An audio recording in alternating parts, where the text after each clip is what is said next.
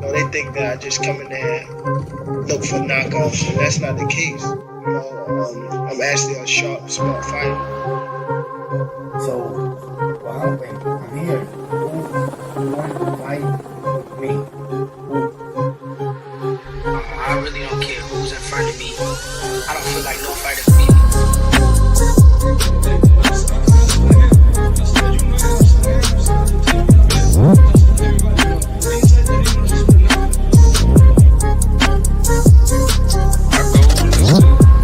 Demolish everybody, to be honest. Everybody that's in my way.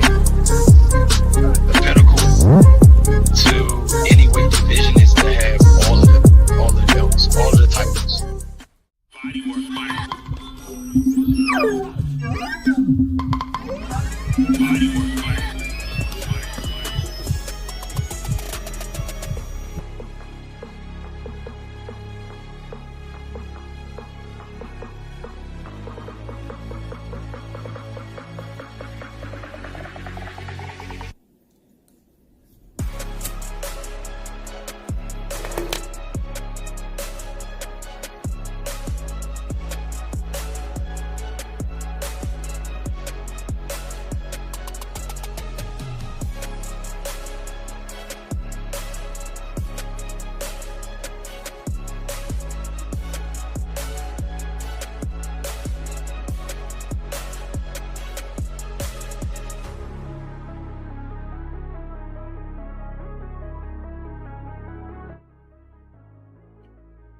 Welcome back.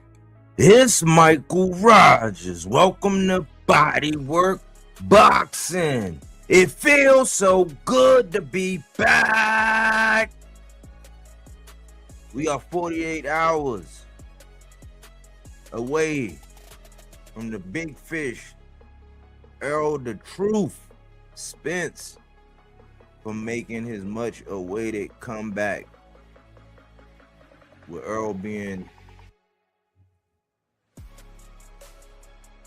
one of my top 3 favorite fighters out here on the planet, I'm ecstatic. And I can't wait for him to get back at it like a crack addict. You know, I've been watching, man, and following along. And, you know, originally I had my concerns, but my homie is locked in. And I believe in Spence. And I don't have a long, drawn-out spiel. I just know that it's this series I've been watching lately. I'm waiting for the 3rd season to crank up on the 2nd of August. It's called The Lioness. And it's fire. You know, I've been binge watching that joint. I finished it up yesterday. And I was like, dang, I kept looking and searching. I was like, oh, the new one don't come out until the August the 2nd, but it was an episode on there. And the caption for the episode was, "Beware the old soldier." So I'm watching, and you know, most of the time in this little series, it's like a point in time where somebody will say it. It was one time where it was an image and something happened, and it, you know, it depicted what the title was, but you know, I'll be looking for, okay, how did they come up with this and where it's going to come in. And she basically had some of her old compadres go on a mission. You know, it was an older gentleman, and she was like, man, you still around? He was like, yeah. And so it went through him and, you know, a little bit of what he had going on, showed a little bit of his character, but he was an older soldier, fit. All them was fit. They be ripped, cut up, you know what I'm saying, on their shit. But at some point in time, you know, he did his thing or whatever, and they, after the mission, they were talking, and he was like, yeah. He's like, I try to tell you, beware the old soldier. He was like, they old for a reason, meaning that as long as you can still put them on, man, and you got your faculty together. And salute to my man Cass, OG Cass, man. He dropped a brilliant jewel, because he said, he elaborated on it and clarified something. He said, they say that power is the last thing to go. He said, but in all actuality, what they really mean is star power. And I was like, bars. But, you know, Errol, man, as long as Errol got all his faculty together and the man that he is, and when you look at this man and what he was able to do in his last fight against Bud Crawford, who went on to become pound for pound #1 before he exited stage left, it was almost like a scene from that Gladiator movie when Maximus Aurelius got stabbed up under the vest, and they sent him out. They sent him out of there. Homie stabbed him. Then he went out there and fought like that. Still did his thing, but he was, hurt like that. And we all know what happened, man. But for that man to go in there, he didn't take the Puerto Rican knee. He didn't retire on his stool. Harvey Dog had to come in and console that man and stop. And Earl was still looking like, what? Why you stop it? That man's a soldier. So beware the old soldier, man. As long as he got his faculties and he is himself. And I've been looking at it. I'm not going to steal my own thunder. And I don't know what AC's input is yet, as of yet, on this one. But beware the old soldier, man. If that man got his mindset on fighting again and he, it's all systems go. And what I've seen, especially in that workout last night that they did with him looking sharp and crispy, as fast as Brian Norman and all that, beware of the old soldier, man. Don't count Errol Spence out. He's definitely somebody, man. If I was in the Army, he's definitely somebody I would want on the squad. If I was out in these streets, he's definitely somebody I would want on the squad. You know what I'm saying? That the man is a stand-up dude. You know what I'm saying? And I'm not going to call him an old soldier, but they say, they trying to paint this picture like he long in the tooth and all that. But we shall see. And that's what we're going to get into. But with no further ado, I'm going to go ahead and bring on the best co-host on the planet. AC, what's going on with you? Man, everything good, man. Everything actually great, man. Yeah, this is an exciting one, bro. This one I really want to talk about because I got into some discussions with some people, and it's really weird, because people are acting like dude is just written off. Like, if he don't throw a jab, then he finished. He should retire. If he come out and he breaks a sweat, you know what I'm saying, or his shoelace untied, he should retire boxing and stuff like that. But at the end of the day, man, with some fighters in history, we've actually seen people go on extensive layoffs and then come back as a problem to go on a tear and actually make history. Perfect example is Big George Foreman. He left the game for 10 years at least, a minimum, a decade minimum, and then came back, oldest heavyweight champion, and got some impressive stoppages. Beat some guys that I was like, God damn, bruh. He let that old ass man fuck you up like that, man. So I'm happy to see him back. This is a great cook to spotlight him. You feel what I'm saying? And I'm just ignoring the goofy people, because some of these same people I heard arguing, tooth and nail for Errol Spence in the Bud saga, and now they all of a sudden don't want to be an Errol Spence fan because he lost. And I had to even question dudes to be like, what would y'all dudes, like, and I always bring up the example, what would y'all dudes say about Marvin Hagler? 2 losses before he even got to be undisputed. By dudes that had the same framework, about the same height, same arm reach, from the same geographical location, which then says, back then, if you lose to 2 guys back to back like that, maybe you got a problem with Philly fighters. Maybe they just got your number, or that stylistically it poses a challenge for you. That's a puzzle that you can't really get by. Just be honest about it. It doesn't take away that after that, he goes on a fucking tear. and becomes undisputed and one of the greatest fighters out here. So losses don't mean nothing. And I'd also use the same example, and the dude was like, well, I know you ain't trying to put Hagler in the same category as O'Shaquie. In the terms of early losses and stuff like that, or losses that just make you think or whatever, and then come back and do something great. I'm not saying O'Shaquie is at the level of Marvin Hagler, but he shows all the potential with the moves that he can be just as great. So I'm not going to write him off. So if he's still pressing for Shakur and he go ahead and do what he got to do, bro, listen, 3 losses or whatever, 2 losses, that shit ain't matter. It's the heart. If you fight in the best competition, eventually you gonna lose. So dude was just, Right. I don't know. I'm going to go to my safe word.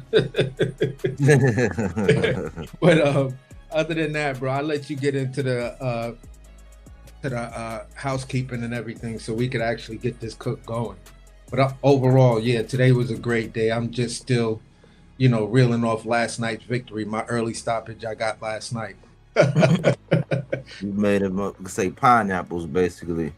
Word to mother, but you know the name that they revert to once you start cooking them. You feel what I'm saying? Starts with a T and ends with ink. All right, bro. I always say that's the proverbial, that's the everlasting, the greatest rebuttal ever. Just say that word and do the typewriter over there, and it's like But yeah, as far as the housekeeping, man, we got a good one. Hopefully it won't last that long, but we're gonna go ahead and break into the housekeeping, man. Number 1, Frank Martin signs with Top Rank, and I'm ecstatic for Frank Martin. He was one of my guys, especially with him going in the 140 division. That's my division. I always say that's the most competitive division in boxing behind 154. It's just they're not fighting each other, but it's going to crank up.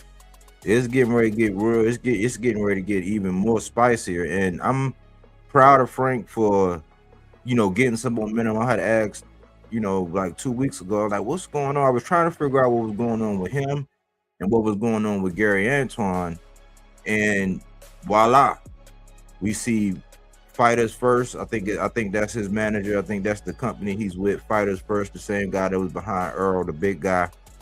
He was over there. I saw the pictures with him and Bob, showing an early Bob, with Bob standing there with Muhammad Ali, and Frank was standing next to Bob and shaking their hands, and he did his little video where he was signing the contract and all that.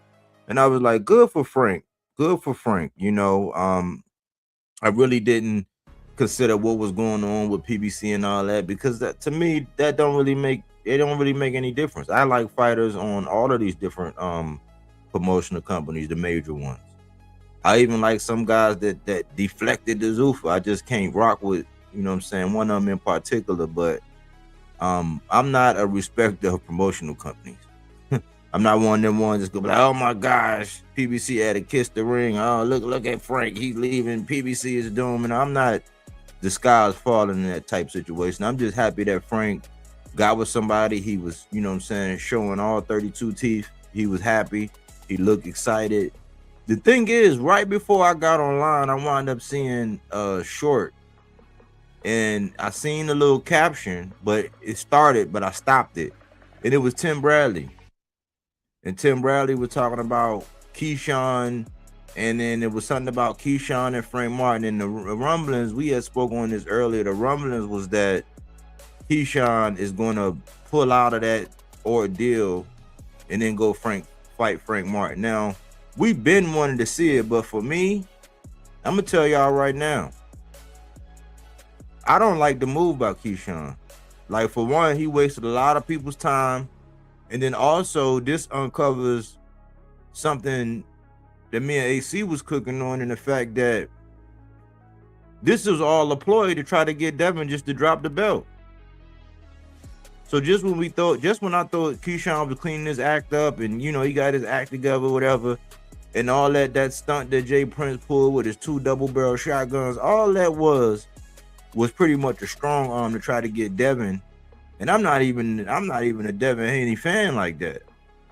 I respect the Brian Norman. I respect some of the moves, but I don't like a lot of the YouTube, you know, hysteria that's created. He's the YouTube petri dish that grown to be like Groot.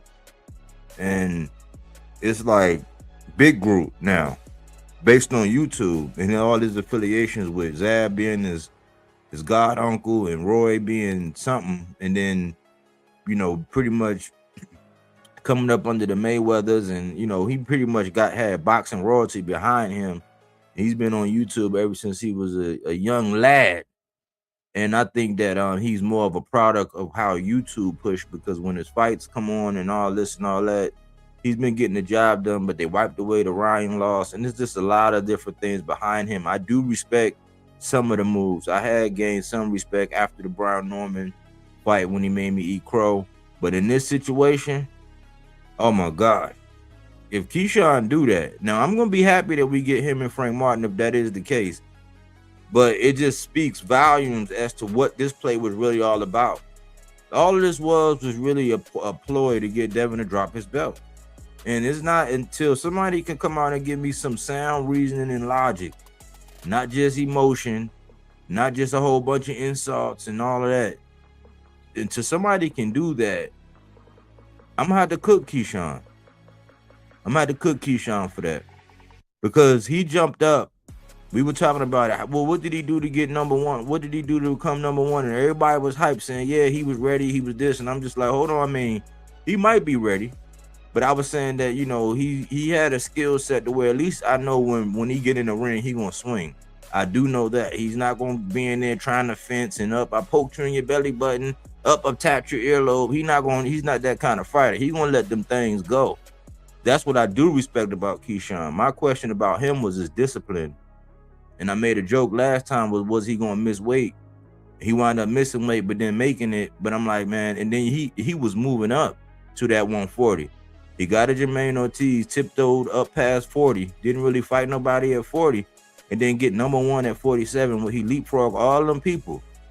And I was telling AC earlier, I said, now the reason why, if that is true, and he is going to go pursue this Frank Martin situation, then maybe somebody else that would have been in that spot, like if Tiger Johnson or Rohan Polanco, maybe they would have accepted whatever deal was on just for an opportunity to beat the shit out of Devin or land whatever they got. You know what I'm saying? Tiger had real animosity, so that was going to be a real fight, because I think emotion was going to be involved. But then he was an Olympian. You know, there's history, there's the brawl, you know, where Devin ultimately wound up getting banned from up there in New York at the Garden. But to me, Keyshawn just wasted everybody's time. He just turned this into, and I was just giving him his kudos for being quiet. I was like, man, the man has stayed out of social media. He ain't been saying much. But this was just a ploy to get that strap off of Devin. So it'll be a good look for Frank Martin, you know, to fight Keyshawn. That's a scrap that a lot of people wanted. You know what I'm saying? You could put that pretty much anywhere on the East Coast. You could even, I guess, if they letting Keyshawn have the upper hand, he can have Frank come out there to the scope. He can redeem himself with a big fight, a very game opponent, and all of that. So that fight, I'll judge that fight in a vacuum, but I'm still stuck on, because there's no permanent concrete news that it will be Frank. Until that happens, I'll judge that fight in the vacuum once it happens. But right now, I'm still looking at everything, because there's nothing official saying that the fight is off between Devin and Keyshawn. So I'm gonna give him some grace now. But if the tea leaves are correct, if what people are out here rumbling in the whispers, man, Keyshawn gonna get cooked. He's gonna get cooked. But salute to Frank Martin, you know, for inking the contract, getting more bread on the table, and continuing his career and staying active. Number 2, Jal Batar takes IBF to court. So he's pretty much suing the IBF. And although, you know, I've always been telling AC, you know, I mean, WTF is boxing credit. Boxing credit ain't worth nothing, but we never get the credit for the heavy lifting that we do. People just take the talking points and run with it. Don't give no don't really give no references, no shout outs. Say, hey man, I heard these guys cooking on this and that, but this was before the fight. This was before he fought Brandon Glanton. We came out, we cooked on this, and Jal Batar, we both were high on Jal Batar. We both were sitting around saying, okay, look, man, all he had to do was stay in place. He was going to get David Benavidez. David Benavidez said, look, I'm going to come up there. I'm going to relieve Zerto of them straps, and I'm coming right at you. And Jal Batar was like, I got to go. Where's my keys? You know, and he exited stage left. He ran over there to Zuffa. And but for a while, the IBF was behind it. And this was on the original cook. The IBF was behind the move. But they're... Salute, Quee. What's happening? Salute. I appreciate you for coming in the building. But the original theme was the IBF was going to allow Jal Batar to fight over there at Zuffa. But their only thing was, they said, look, you can go over there and fight as long as it's going to be for a trinket. You know what I'm saying? Not for no sanctioned belt, because they're not going to recognize that. Right? And I think a lot of people, respectfully, are a little bit remedial when it comes down to this. It's just like the Shakur and the WBC situation. You got to understand, until they have somebody in your place and they're representing, and that other individual is representing their belt, you are the standing resident of that belt, where you are holding a highly coveted spot, a prestigious spot in their organization. And that's why for everything that they do for you and your likeness and everything that comes along with you, they are giving you that. So going into the example, I'm gonna give y'all an example. Jal Batar going over there to Zuffa and fighting Glanton. Going in, he was recognized as the IBF champion. They had just stripped him, but that was his likeness. That was what his claim to fame was. So if he go on Jay Leno or one of these night shows or whatever, I know Jay Leno ain't knowing I'm being funny, but like if he goes anywhere and they recognize him and they put him up and they put the little caption, it was going to say IBF, just like with Shakur. Before he stepped into the ring with Teofimo Lopez, he was recognized as the WBC lightweight champion. That was his likeness at that point. So you're holding a spot down. This is like you saying, all right, look, man, I ain't gonna pay you. Yeah, I know I paid you up until today, but look, hold this room, right? I'll be back next week. They're gonna be like, F you. This room gotta make money. I could put somebody else in this room. It don't work like that. Now, what you can do is you can pay this up. You can pay, but he didn't do that. He didn't do that.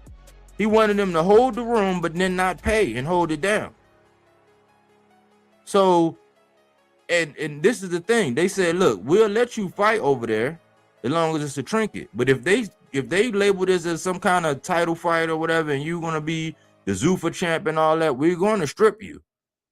And I guess he didn't believe fat meat be greasy, how my people down south be saying, but he didn't believe fat meat be greasy, and he took his ass over there. But guess what? Normally they say if you don't know your history, it's doing and repeat itself. He knows the history. He was already stripped before when he didn't do what he was supposed to do. They had already showed him, like, so this wasn't one of them, like, he touched that stove and got burnt. He had to go double back around, spin the block, and go back and get that strap again. Why? Because they stripped his butt. So him saying he don't know and all this is going to do is all of that nice big bag that Zuffa gave you. You're just wasting some of your money on legal fees. I can almost promise you it ain't going to go nowhere. Why? Because they told you the rules and they wasn't not going to recognize Zuffa as he had to learn the hard way. There will be no way that they're going to let you do that. So then what happened with Richardson Hitchens? The same thing, but he knew it. He just was content with being able to walk around and say, I'm a millionaire now. I'm a millionaire now. I got a milli bag. Now I can milli rock. You know what I'm saying? So that's all he really was doing. Now Jal Batar dragging this thing out and crying and whining. I don't get it. But we were saying beforehand, this was a bad move. And then Shakur followed suit. So they be thinking that, okay, I'm gonna go ahead and do this anyway. You know how your mother used to tell you, hey, you better be on that porch when them street lights come on. And then you be like, oh, well, I'm gonna go ahead and go. And don't go over nobody's house. When I come outside, when it get dark, if I come outside and call your name and you don't come running, that's your ass, Mr. Postman. That's how it was when I was growing up. She told me about consequences and repercussions early. But every now and again, you're going to test that water. You're going to go over somebody's house when you ain't supposed to. She going to get out of work early. And where was you at when I got home? Oh, I had went over such a... You was where? I went over... Oh, okay, go ahead and get in the room. Go get down to them drawers and your T-shirt. And I'm going to have that ass. So the IBF was like, I'm going to have that ass. And that's what they did. Like, you can listen to these media. I told y'all it's a war going on, and they play on the ignorance. They play on people's ignorance. They'll play it up, and they'll speak to all the casuals about this because it's really casual driven. People don't have the time to sit down and really get down to the nuts and bolts of these things. But channels like this and other channels, right, will break it down and give you the specifics and let you know, like, look, man, don't let people lead you around by your nose. And that's what people are doing. So it's kind of silly. It's a waste of money. And I know them lawyers don't come easy. You know what I'm saying? They get paid thousands of dollars by the hour. So you can, he can waste some of that bag that he got. But I'm like, man, all you're going to do is hemorrhage money. You're going to make a spectacle out yourself. And we can't say you got bamboozled or flim-flam because it's a history of it. They stripped you before you went over there to an organization where they don't recognize it. So it's like people are going to try it, and I guess he's going to try his hand. He's going to try to be the, I guess he's going to try to get some kind of sympathy from everybody and all that. But like, man, we like Tszyu Albertai as a person. There's nothing really not to like about Tszyu Albertai. The move is what we're judging. These actions are what we're judging. So, you know, I'm like, man, save some of your money, cousin. You know, because you might not be fighting for a while, and then the people that you are fighting, they might not do anything for your cachet right now. You knee deep in a pile of shit, and it don't look like nobody is around to help you pull out. Everybody's just enabling you and saying, yeah. This is the peril of having a lot of yes men around you. Yeah. Go ahead and do that. Yeah. And I'll be one of the ones saying, nah, I wouldn't do that. Probably wouldn't do that. I'll be that one at the behest of somebody saying, oh, here you go. It's like, no, I wouldn't do that, Tszyu. And that's what we did before the fight. This was a video we did before the fight where we cooked ad nauseum in there saying, Tszyu, don't do that. It's not a good look. But then he had the media backing him, and he had everybody saying that David Benavidez was ducking. I'm like, hold on, how you go to an island? We free. We over here on all this open land, all this real estate, and you grab your you get in your little boat, and you paddle your ass over to Zuffa, and I want all the smoke. It don't work like that. You got your ass stripped, and now you hemorrhaging money on some dumb shit because you want to kick against the pricks. I don't understand it. But that's Tszyu Albertai. That's number 2. Number 3. Shakur going to fight El Rayo. According to Chris Mannix. Chris Mannix was the first one right after the Oshaki fight when he was the first one to pour water all over the Oshaki fight.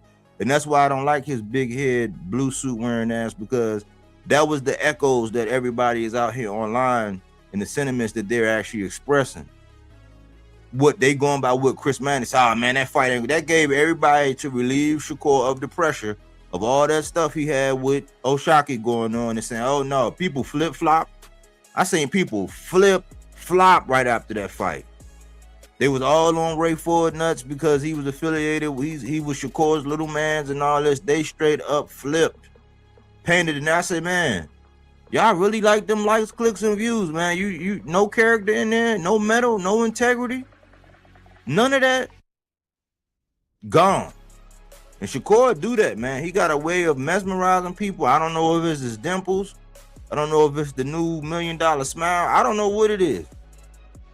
But that little baby face dude be lying straight through his teeth, and people be with it.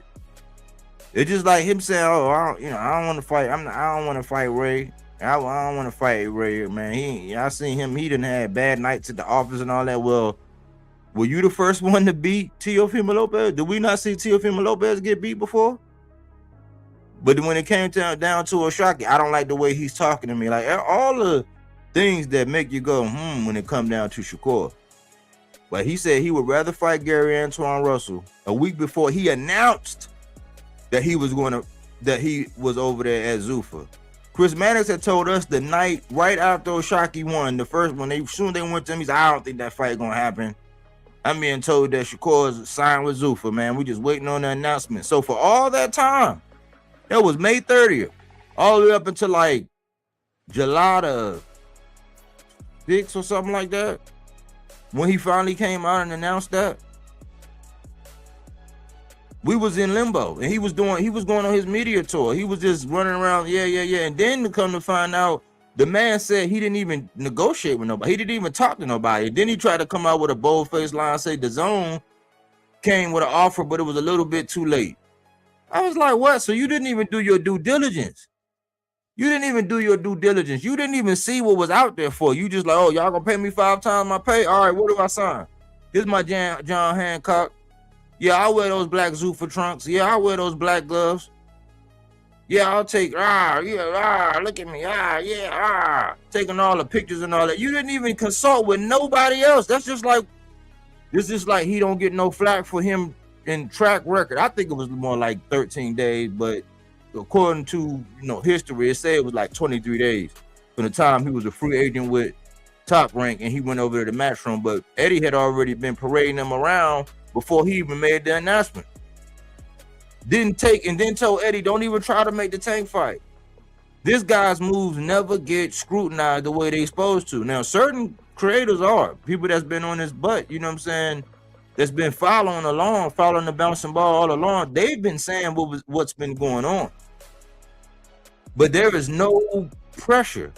Remember that time when they asked Tank, they said, when he said, so what? They asked him, I'm gonna rephrase what they said. They said basically, so when it come down to these big fights, what are the big names that you've been asking for? He was like, I don't do that kind of stuff. I don't go in there and ask for who. He's like, they give me the list and I pick from, I pick who I want, like the best one, like, and everybody was cooking Tank for that for the longest time.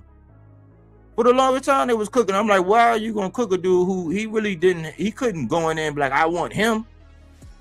At that stage, it came a point to where he graduated to be able to call his own shots and say, hey, yeah, I want this guy, I want this. But then it take 2 to tango. They gotta say yes.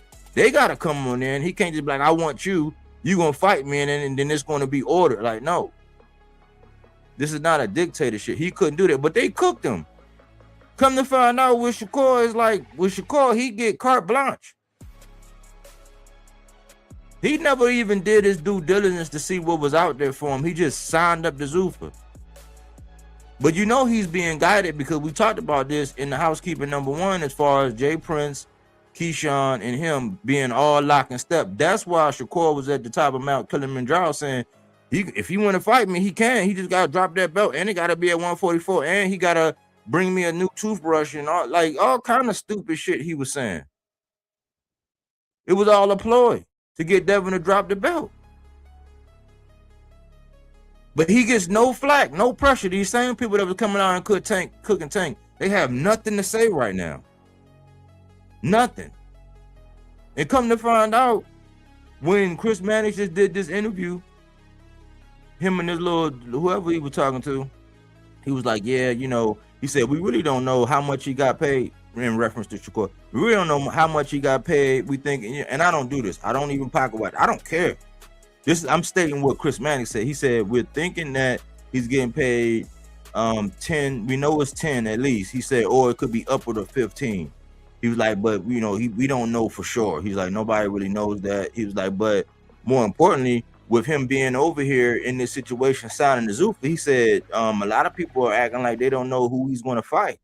He said, but what we're being told, this is the same guy that told us that he was signed with Zuffa.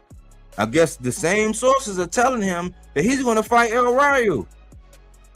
What did Shakur say the other day? I'm not fighting El Rayo. Okay, you over there with Zuffa, buddy. They own you. You signed paperwork, brother. Then you'll come out there and we got some kind of partnership and we can make any big fight happen at all. Man, listen.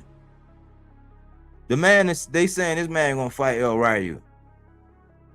So we in July, August, September, October. We got 3 months, 90 days, 90, a little over 90 days, but we're gonna have to hear the announcement way before that. Especially if Zuffa want to promote the fight at all. And there's been some kind of lead up over there with Zuffa and the ones they fighting, because we knew that Belonga was fighting.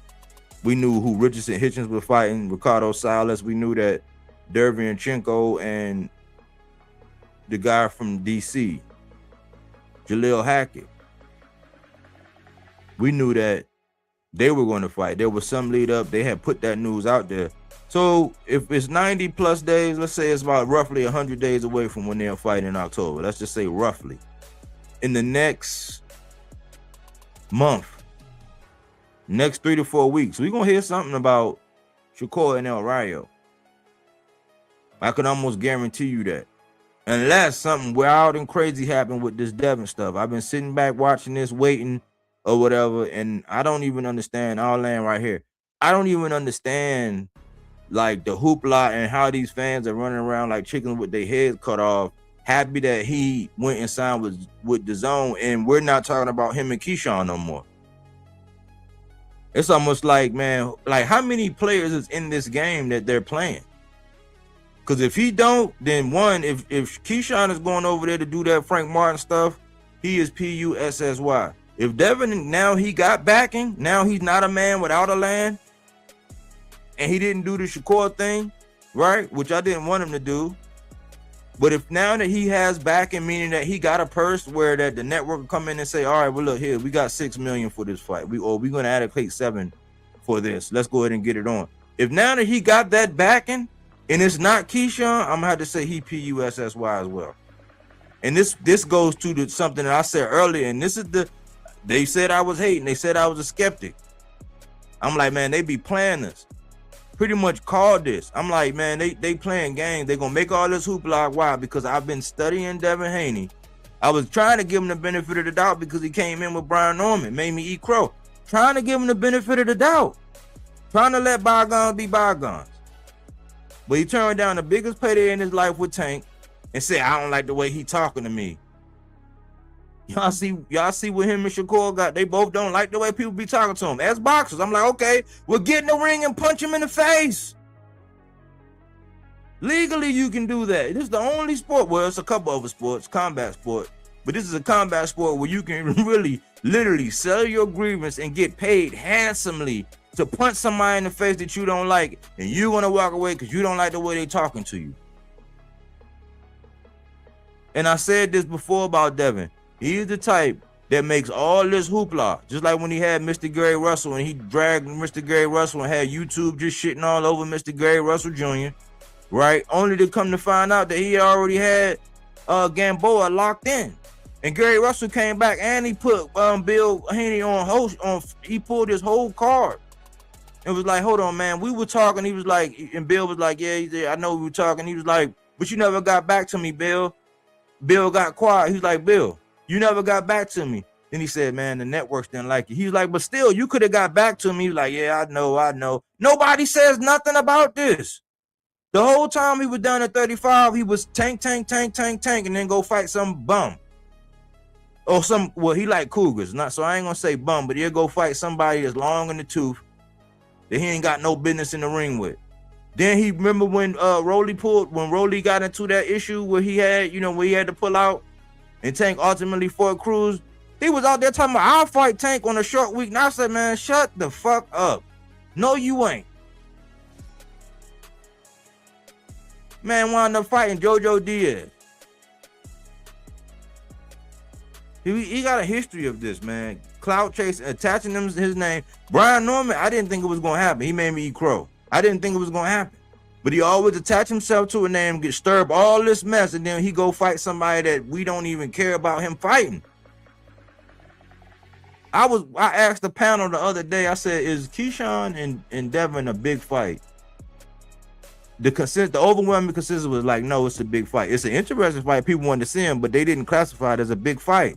And I qualified it was a trap because I qualified it saying that if it was a big fight, it would not have went to purse bid.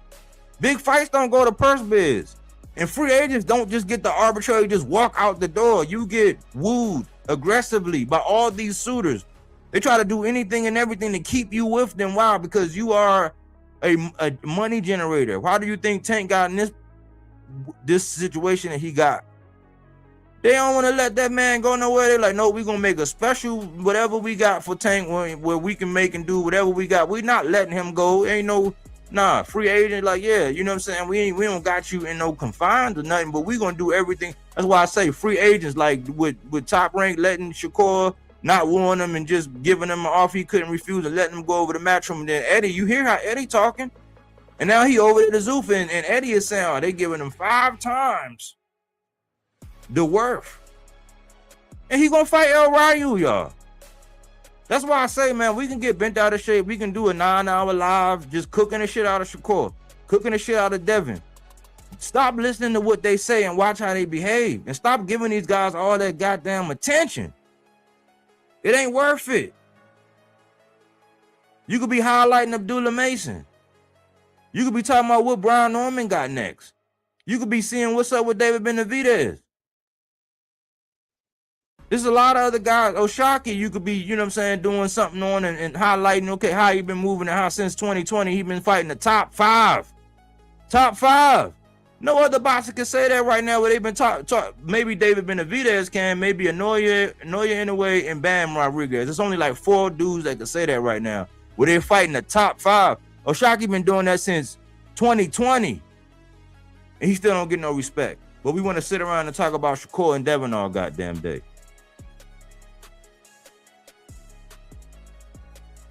Salute, Ms. Coleman. I appreciate you. Yes, this is a big fish session. Salute, OG Cass. But that's the housekeeping, AC. That's the housekeeping, bro. What you got on the housekeeping? What you want to start with that? Well, I'm going to start with Frank Martin because at the end of the day, for me, when I'm trying to process this Frank Martin, this potential fight between Frank Martin and Keyshawn Davis. The way I'm approaching it is this. Why would you leave 140 to make a fight with Frank Martin, who pretty much just got to 140? So for me, I'm asking the question: at what weight is it going to be at? You feel me? For me,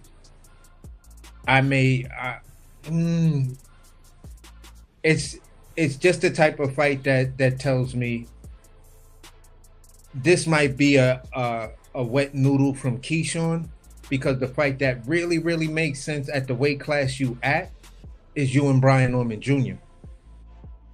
To pull Frank up, and Frank just got there, didn't have a solid performance, although he won, but it left a lot of questions against Albright. You feel what I'm saying? And then you go out there and you have a suspicious joint with Albright. Could you build this fight on that? If it was at 140, I think so. With you being at 47 and you saying, you just woke up and, you found this information out and it had to be an act of God and stuff like that. You're saying, God don't make mistakes. Then how you going to call out Frank Martin? How's that going to work? You're sitting there at the number 1 spot. So for me, I'm just like, Keyshawn, you go to that Frank Martin direction. That's not going to sit well with me, because I'm going to be like, then why did you even leave 140? You had credibility at 140, or was getting that credibility by beating Jermaine Ortiz. And then you say, well, I'm going to 47. All right, you get there, you wake up in the morning and you say it's there. Then what are you looking back at fighters at 140? Your whole thing with Frank Martin should have happened at least at 35, which you said you don't have enough fights, and wait till you get to 12, 13, 14 fights. You feel what I'm saying? You're saying, then everybody come holler at me. That's when you had 7-8 fights. So you were claiming that you needed at least seven, maybe 8, a minimum of 6 more fights to be ready for Frank Martin after Frank Martin pressed you.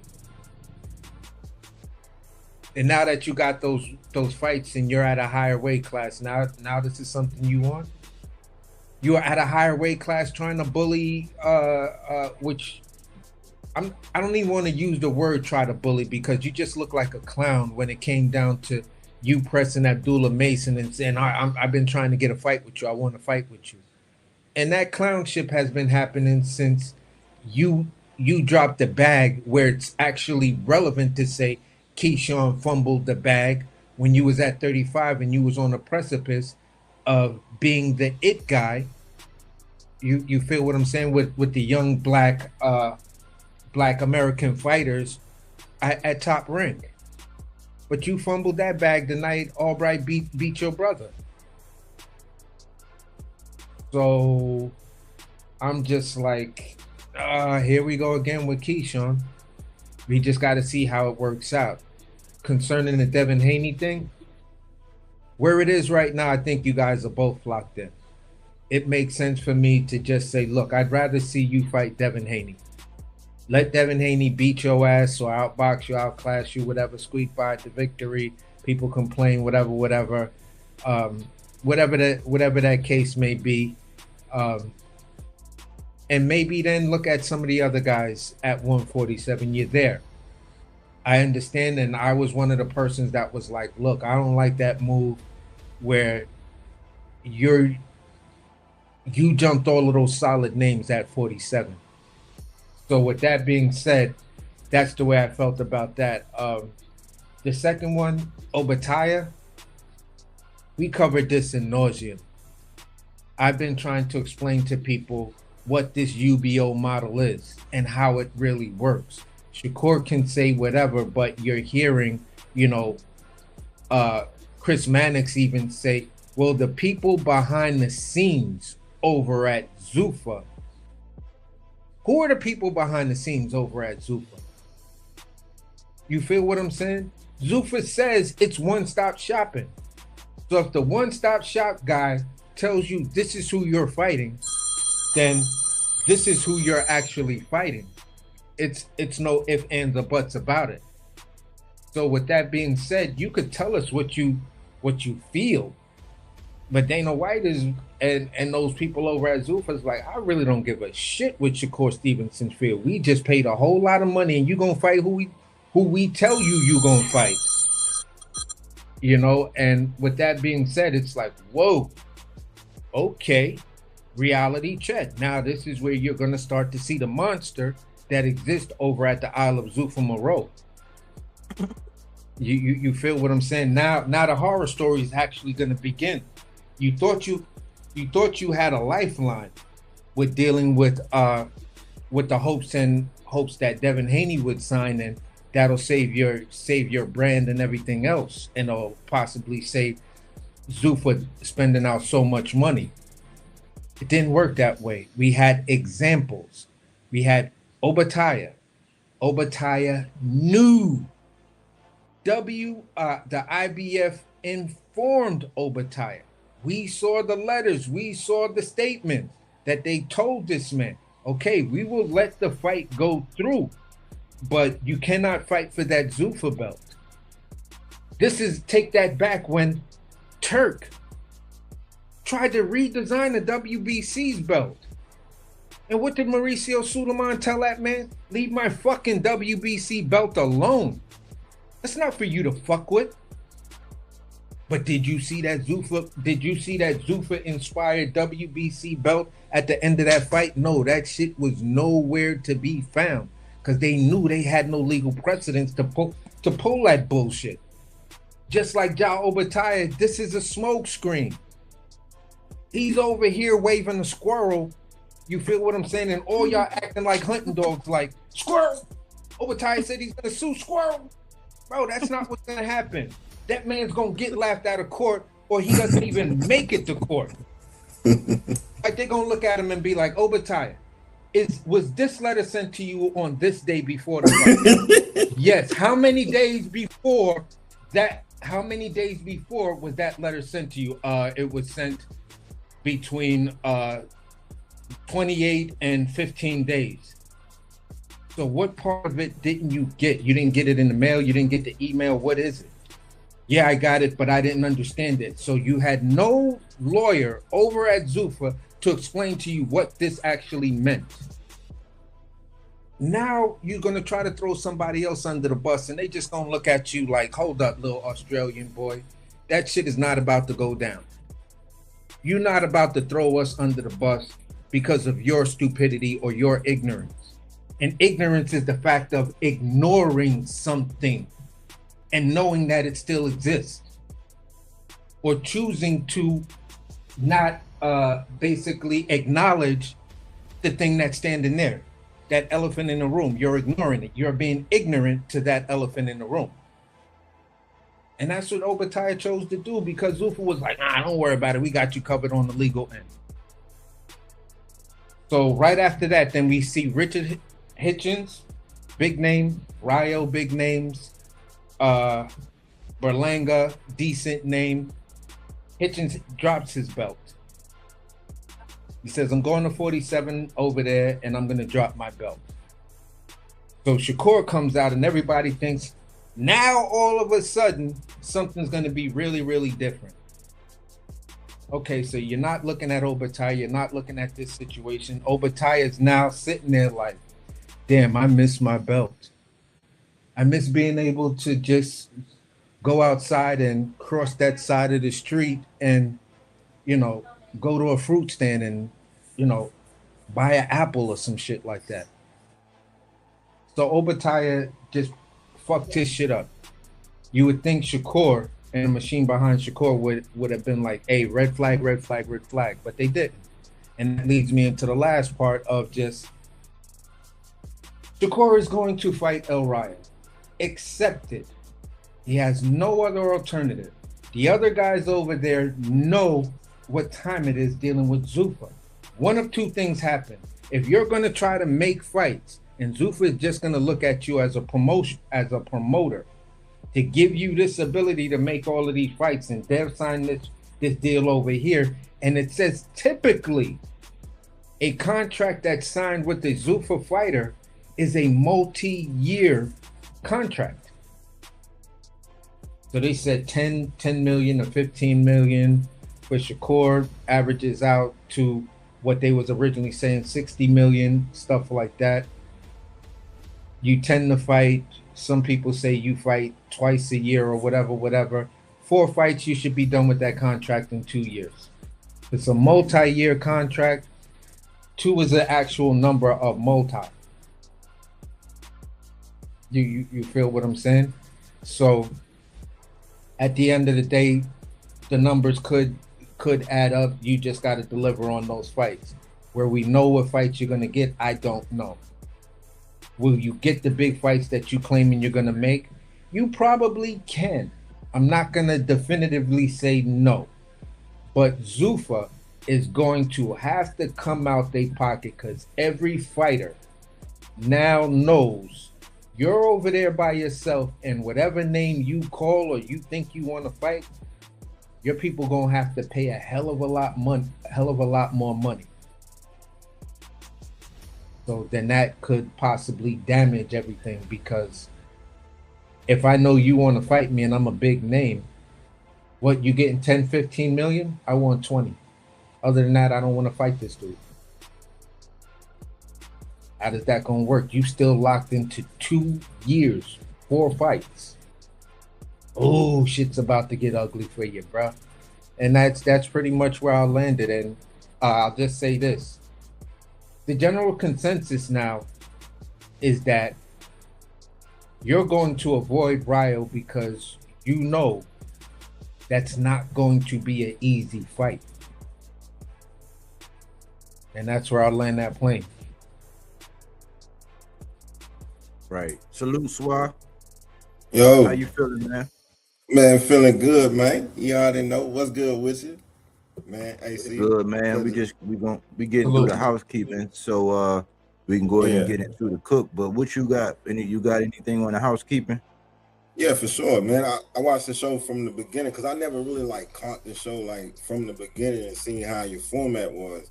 So now I kind of understand why you do the housekeeping thing. So it's a dope show. I went back and watched some old ones. Man, yo, keep cooking, man. For real, keep cooking.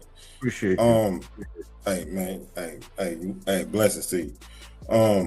Yeah, for sure with housekeeping, man. Hey, man, it's a lot of good things going on in boxing. Well, it's a lot of things going on in boxing. You just don't know if they're good or bad right now.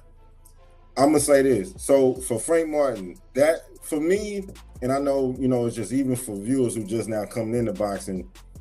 For me, watching Frank Martin and knowing he's up under Errol Spence, with man down, and I knew with Errol he kind of having to start fresh, man. I know you'll talk about that later, but he gotta bet on himself right now. It'd be hard to even try to manage somebody else's career when you at what you doing right now, as far as going against Tszyu. So Frank signing with Top Rank, for me, I'm like, okay, that makes sense. Frank, you gotta be a big dog now. You know what I mean? You gotta go out there.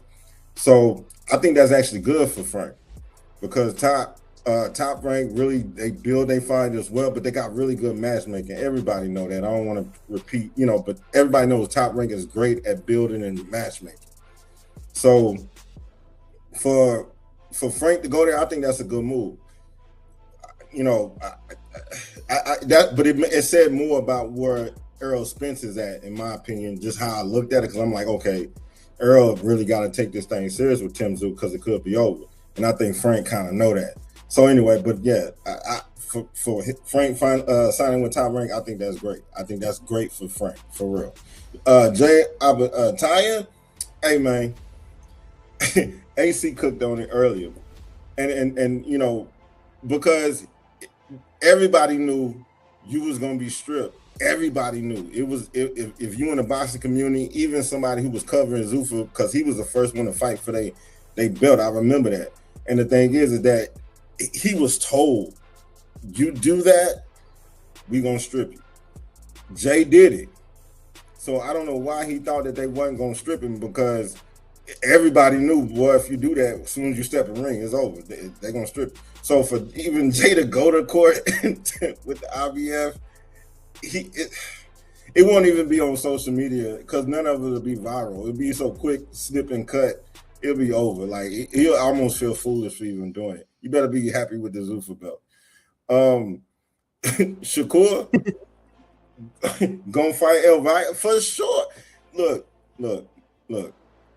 Shakur on that island, and I got videos on my channel too. Anyway, but I'm just saying, my biggest thing when you went to that island, you're gonna have to get what they give you over there. And my Bernie Mac voice, you get what I give you, and that's what. And you took the money, and that's fine, okay. But you now you got to wear an NBA 2K uniform before the editing. Like that's what Zuffa boxing uniform look like to me. Like you ain't got no sponsorships, it ain't nothing flashy about it. If you go over there, ain't nobody trying to come over there and deal with that. Come on, man. Boxing ain't never been that. It ain't never been that. So you think people, these fighters got sponsors and all this and our style of things over there. You think they're gonna want to come over there and wear a uniform and they're gonna be just anxious to do it? No. The only biggest thing that you had to get momentum as far as Shakur, Shakur had more momentum making that Devin fight happen and bringing him over there. That would have made it work. But see, Devin ain't doing that. And see, the thing is now, O'Ryo is like a golden goose, in my opinion, to the fighters that he liked to fight. Because, and nothing against his Hispanic people and stuff like that or different nationalities. I love y'all, my brothers and sisters. But he ain't never gotten there with just no slick black fighter who can do all that, who ain't gonna give you that patience. And Shakur, I ain't seen him against nobody like that, not in recent years. So my thing is, De Los Santos was the one that people literally got him on camera running from. Literally, like he running in the ring. They got memes, everybody know. And the thing is that Ryo just knocked out that dude that everybody said you ran from. And he so happened to be on Zuffa. If it ain't Devin, it gotta be Rayo, because he still ain't gonna fight De Los Santos. I don't know why this, he think that just because Rayo beat De Los Santos, he beat De Los Santos. No, you still should give him a rematch. But anyway, Rayo just so happened to knock him out, and he calling you out. Shakur definitely gonna fight El Rayo, because that's the only one. If Shakur beat El Rayo, he can be like, hey, De Los Santos, I told you I could beat De Los Santos. Look how easy I beat Rayo. Now, that's how I'm thinking they thinking. So it only makes sense, because ain't nobody else on Zuffa that's going to give him that momentum other than De Los Santos or Devin, because it ain't nobody over there. And I'm going to land it right there. But, yeah, that's just for house cleaning. Like, yeah, that was my thoughts with that. Yeah, and I think that's a tricky fight too, because El Rayo done went back in that film room and he didn't develop like how they do in that dark room when they put them films in there and they let them develop. So he didn't develop, and by Shakur's standards, he mopped himself in the corner even further, because the things he's saying about Al-Shaki, bad nights at the office, and what has he done? It's like, okay, so who over there at Zuffa you even want to be like? Now you acting bad and bougie. Whereas, you know what I'm saying? Where it don't work like that. Like they gonna, and this is what I said in that housekeeping, in that cook that we had when we found out that PBC, they came on in with the zone, and then he went to that island. Is that now he's kind of trapped. He's trapped over there, and and Dana and them are gonna face obstacles that weren't going to be obstacles like they faced in the UFC, because boxing is a different animal. It's all separations of power. It's almost like how the government got the 3 different branches that have their own little thing. It's like that's how boxing is. You got your promotion companies, you got managers, you got networks. All of those are separate entities, and right when it's all gelling, or like we know this is the known evil, what we already got, the traditional sanctioning bodies, like where yes, it still flies in the ointment. Yes, like the same way Keyshawn was able to get #1 in the WBO. No fake ass outrage over that, but they was outraged about Shakur getting stripped when he didn't pay them their bread, like for the WBC. So it's always flies in the ointment, but that's the evil that we know. At least it's a working system, and we are accustomed to that. Now we can clean up a little bit more. We can tighten up a little bit more. But Zuffa is going to face obstacles in this boxing world that they didn't have to face in the UFC. That's why I made it a point to actually keep saying that during that live. The other thing is, and I'll land so we can get into the meat and potatoes, is this. I called this a long time ago, back when I was calling Shakur and Keyshawn the young guns. And I was like, no, they really Batman and Robin. I say, and that's not going to work in the sport. I was one of the first, most vocal people saying that no, this brother stuff, we ain't gonna like. And this is when I was still kind of like, all right, okay, Shakur. Like I was still trying to give him before I ultimately said, you know what, I'm done with this dude. Like when they say ding ding ding, he get in the ring, that's when I'm like, okay, cool, we got Shakur in the ring. But outside of that, before they say ding ding ding, I don't fuck with nothing this dude is doing. I'm almost like that with Richardson Hitchin now. He got one last thing that he can do to where I'm just gonna be like, I don't fuck with this dude at all. Trying to give him a little bit of leeway, a little bit, because he was a starving artist. So I kind of understand why he did it. I don't give a fuck about Berlanga, so I didn't give a fuck about Berlanga going over there. You know what I'm saying? And I even say that I like certain boxers. Like I like El Rayo. El Rayo was one of my guys. I was the one coming out saying that with El Rayo, that his coach had did him wrong by throwing it all on him after they lost. I'm like, I don't like that. I don't like when boxers throw coaches under the bus. I don't like when coaches throw boxers under the bus. Y'all are a team. But what I was saying is, back when we learned that they had a covenant, like Jonathan and David from the Bible and shit. I'm like, man, that shit ain't gonna work in boxing. I said, and y'all not only gonna fuck up this division, y'all are gonna fuck up divisions to come. And this is what I'm gonna land with. We need to stop giving these guys attention until they start doing what we want. Like, we need to stop highlighting it, because all we're doing is giving them, because they go by the 48 laws of power, where any publicity is good publicity. We need to stop giving these cats good publicity, or any publicity. We need to stop cooking and talking about these cats until they line up and start doing what they need to do. Why? because the same way if this rumor is right that Keyshawn's gonna go fight Frank Martin, he just did the same shit that Shakur did, where he went up to 40, didn't want no smoke at that level. Keyshawn claiming, okay, I wanted Devin at that level at 47, but no other smoke. You ain't hear him say nothing about Rolly. You ain't hear him say nothing. He said something about Ryan a long time ago. He ain't say nothing else about nobody else at 147. And now he's looking back to a guy that's at 140. What did Shakur do? He didn't say nothing. He just now started saying something about Gary Antoine a week before he signed with Zuffa. He just said Gary Antoine a week before he signed with Zuffa. Guess who he was trying to fight? Raymond Moitaia. He tried to 90-10 Raymond Moitaia. So why would you go up to 40 and you're looking back down at 35? So why is Keyshawn, with all this mess he got everybody in, him and Jay Prince and Shakur, putting all these shenanigans, trying to get Devin to drop that strap? Because that's really, he's PUSSY, in my opinion, because this was all a ploy just to get Devin to drop that strap. And he thought he was going to get a free strap and then fight. They was going to arbitrarily like have him fight somebody else. So now he's looking back. So if this rumor is true, good news for Frank Martin. I don't know who will win that fight between him and Keyshawn. I really don't. I don't know who will win. Right? It's just I don't know. I haven't even sat down and really analyzed it, because back when I was pushing for it, saying y'all need to get it done, Keyshawn was running around talking about why everybody want to fight me. He just did the same thing with Andy Cruz.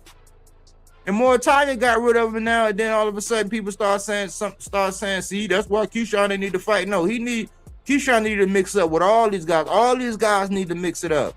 But what I'm saying is, what I forecasted a long time ago is right here in our laps right now, where they are messing up multiple divisions. They are messing up multiple divisions with this stuff. So now he's at 47. He took the number one spot. That could have been somebody else. That could have been Rohan Polanco. That could have been Tiger Johnson. That could have been anybody else in that. Brian Norman getting another shot since Devin. You know what I'm saying? It could have been any one of these guys that's been there putting in the work in that division. And now he's going to look back to 40. He's messing up the divisions once again. He's just blurring the line between divisions. Why do we have weight classes in division that you campaign and belts? We got 4 different sanctioning bodies with multiple weight classes, and they're messing them all up. They're trying to devalue the belts in the sanctioning bodies. That's what they're doing. And I'll land right there. Mellors, I say it's a reason I come here to talk boxing. I appreciate you. Cass say fire. Cass say I don't understand. I understand what you saying, body, but I'm already past it. Yeah, I'm past them too. I'm past them too, for real. I really am. You know what I'm saying? I can't.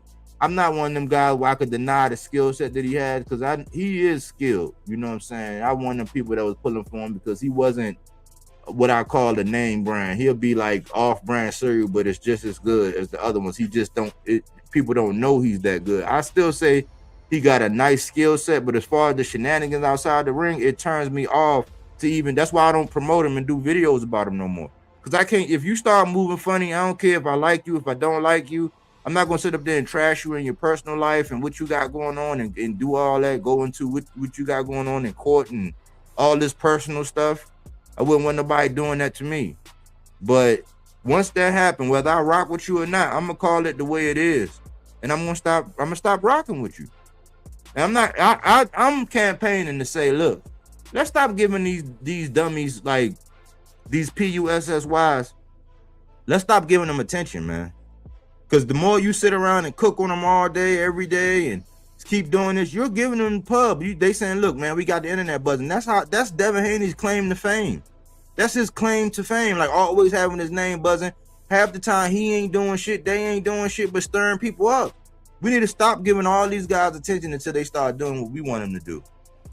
You know what I'm saying? And let them sort it out. Good point, man. Yeah, and for me, I wanted to clear something up, because I've been introducing an argument just more as a semantic thing and saying, okay, if you're going to put this guy in this position, then as a fan, and even as a fan of his, as a fan of boxing and a fan of him, then I think these are things that he should be showing us. And I made these comments about Devin Haney and building up DHP promotion and showing that, yeah, I can make DHP promotion a viable company. I can do what Lamont Roach Senior and Lamont Roach, the Roach family is doing. You feel what I'm saying? But it seems as though some channels are taking that information and running with it like it's a real viable option.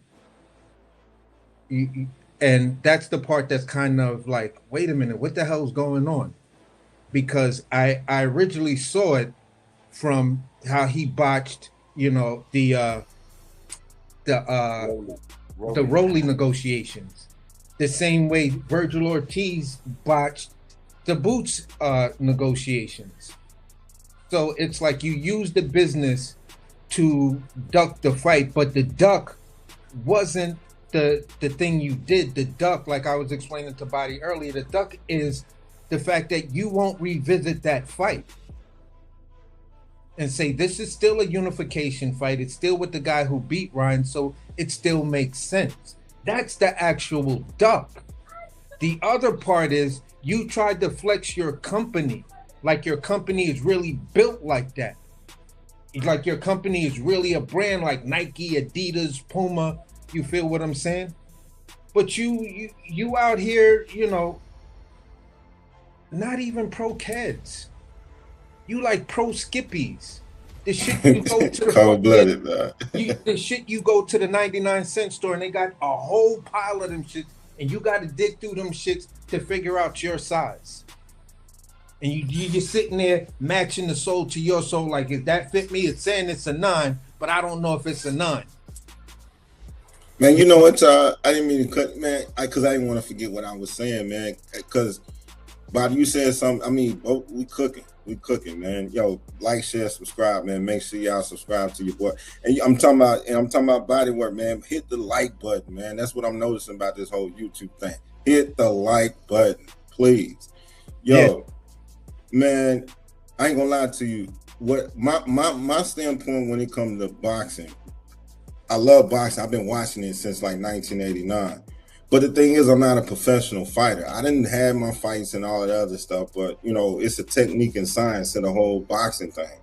So my commentary and approach is I always leave that for the fighters to, you know, to talk about that inside the ring in their work thing. I always give them respect. I can predict, I can look at styles, but I don't never overstep fighters and disrespect them in a personal way. My angle with them is, see, I'm a fan, and I think they've been playing on us as fans. I try to get fans to wake up. You are spending your money that they want. How can they call you stupid? How can they say you don't know nothing? Like, how can they say that to you as a fan that's paying your money when you go to a job you don't even want, and you see them get to go in the gym and working hard and doing what they love to do to get the ultimate glory? Because fans go to their job all the time. They can work their head off and back off and still gonna get the ultimate glory. So they look to the fighting game. I've seen it my whole life with my family, all the way generations up until now. Like, fighters give us something as people. And the fans in boxing, they've been manipulated with social media. And the thing is, they can tell you all this stuff is gonna happen. So don't put all your faith in these fighters like that. Give love to the real fighters, because one thing you do have is the consumer power. Mm-hmm. You are a fan. You have the dollars that they want. And if you're going to spend that dollar, why wouldn't you be able to criticize or critique the product that you are spending on? So that means that you need to eliminate this favorite fighter stuff and get back to the fighters who really doing stuff. That way we can see the real gems in this. And that leads to the point that go ahead. I mean, go ahead. That leads to the point I was overall saying, in the fact that I'm just introducing something that I saw and saying, all right, if you're gonna go anywhere, this is a second or possible third chance for you to actually now build that thing. If you decide to do it, dude, just talking like this is exactly what he's gonna do. We have no concrete evidence of that's what he's going to do, because we don't know what the fucking deal is. And that's the part I was like, yo, hold on. At some point, we got to figure out what the actual deal is. And whatever this deal is will tell you what he can actually do and what he can't do. Me and Body was already like, look, we already know DHP is a shell company. You can try to big it up as you doing all of these big things in boxing, but it's not showing that.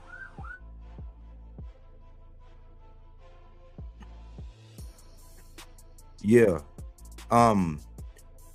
This the thing, and we're gonna get into the meat and potatoes, but this the thing, y'all. We looking at it. We in the waiting state. We in a holding pattern right now because they still in the middle of purse bid, and I thought that the timing of him signing with the Zone, that was kind of weird to me. So if because basically what he did, what I was telling AC earlier, what he did was he went to the network, and I heard a clown try to say now Devin is up there with the big boys. He's just like Top Rank. He just like no, he's not. No, he's not. The dude was a man without a land, and he went to a network. The network, if they're gonna put the fight on the network, they come to you and say, all right, this who you trying to fight, or what we got, or what you trying to do. Okay, you want to fight him? Okay, this is the budget we're gonna allocate to you. And then it's like, okay, cool. If it's not that, then we got this type of money for this guy. We got this type of money for that guy. If this DAZN signing don't lead him to fight Keyshawn, and Keyshawn actually goes and do this Frank Martin thing, then they both PUSSY. They both are. Because it's weird. It's weird that the timing of this is being announced now. Why are you announcing this now if the next announcement ain't gonna be, okay, I'm fighting Keyshawn? That's the whole purpose of you signing over there. It's not for you to get out of all of this stuff and go do what you normally do, where you attach your name and you get all this hoopla. You get everybody. I always say that from Jason's lyric, don't get me hope when she said, don't get me all worked up if you can't hose me down. You got the fans all worked up, and you ain't gonna be able to hose us down. Like it's just dumb, y'all. And like, and to Swaz's point, we've been manipulated, but they haven't been manipulating us for a long time, because we'll go other channels and listen and have the water cooler talk and do all that, but they are not putting wool over our eyes. We keep that shit. We keep our finger on the trigger, with our eye through that scope at all times. So we know what's going on. You're not gonna flim-flam us. It's not a big channel. You know what I'm saying? So people ain't going, they'll take some shit, they'll take this and that and go and do whole lives and be motivated to do whatever else, but you're not fooling us. That's why we gonna keep doing what we do. We're gonna get away. We're gonna get off the beaten path, man, with these guys that's just yanking us around and manipulating us. Like, we see right through that shit.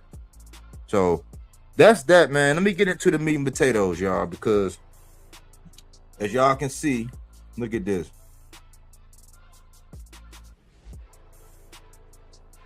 I got my man down, strap season shirt on. You know what I'm saying? Wanted to show y'all that. I'm a real fan, man, a diehard Errol Spence fan. And I'm glad to see my guy coming back. I had my concerns just like everybody else. But Errol says, okay, I'm reloaded. And I believe in Errol. Man. I like the fact that he became spiritual. You know what I'm saying? I consider myself a spiritual. I'm not religious. I'm a spiritual person. So I consider myself a spiritual. I like the fact that he got in touch with the spirituality. He's been spending time with his family. He said that he needed time to heal. You know what I'm saying? All the way around. He came out. He let go of that burden, and he spoke his truth. Everybody tried to cook him again, and I was like, man, knock it off. We dealt with it 3 years ago. Everybody knew what was going on before he even got in the ring. He just came around and qualified it. So in a sense, I was saying, dang, y'all trying to make it seem like Errol was damn if you do, damn if you don't. If you don't never come out and tell this truth, or he wait till 20 years later and come out and tell this truth, most people that really care about it, they're not going to be around to really put context around the conversation. So I was happy that he got that burden off himself. He spoke his truth. He let his fans know finally. I did a piece on when your favorite fighter goes dark, what are fans supposed to do, because I don't like when they do that. If you got real fans, they rock with you. Just a loss ain't going to define you. Like if you do what Tszyu did, where you go in there and you don't even let your hands go, and we know that you got more in there, you don't go out on your shield. Yeah, we going to talk our shit. You can redeem yourself by getting back in the ring and doing something else. But yeah, we're going to be pissed off for a little while. We be all right. You just get back in there you know what I'm saying, and do better the next time and sell out the next time. You know, you go out on your shield the next time. So Errol, he's come full circle. He did notch up and go to a full 160. People was griping about that. I'm like, I gaff. I didn't hear Tszyu complaining about it. But what I saw in the face-off is that Errol, he's back to Errol. He's back to being Errol all the way. Like Errol in that face-off, you look, he was just like, because I said so. Because that's it. Like he was short, he was tight-lipped, he was real snappy with his responses. Like Errol is ready for war right now. And I was like, everybody was saying he looked stiff and all this and all that, right? And I said, well, I gotta see him. So late last night around 10 something, like around about 10, 15, they showed a couple guys get in the ring and do their thing. Fulton didn't come out. But another guy came out, his opponent came out, Errol came out, Tszyu came out, and Errol is looking crispy, y'all. Errol is looking much like how Brian Norman looked when he got in there with that guy. When he finally joined Rodney Shields and he got his first fight, he was doing that jab upstairs, downstairs. Errol was looking fast. He was looking strong. He was ripping that uppercut, same side combinations with that hand. Pivot work was looking good. Feet looked sturdy. He didn't look stiff. He didn't look none of that. And I want to remind y'all of Errol Spence. I want to let y'all know, because contrary to popular belief in these people that get paid to put out all this BS, I want to remind y'all something, and I'm gonna open it up.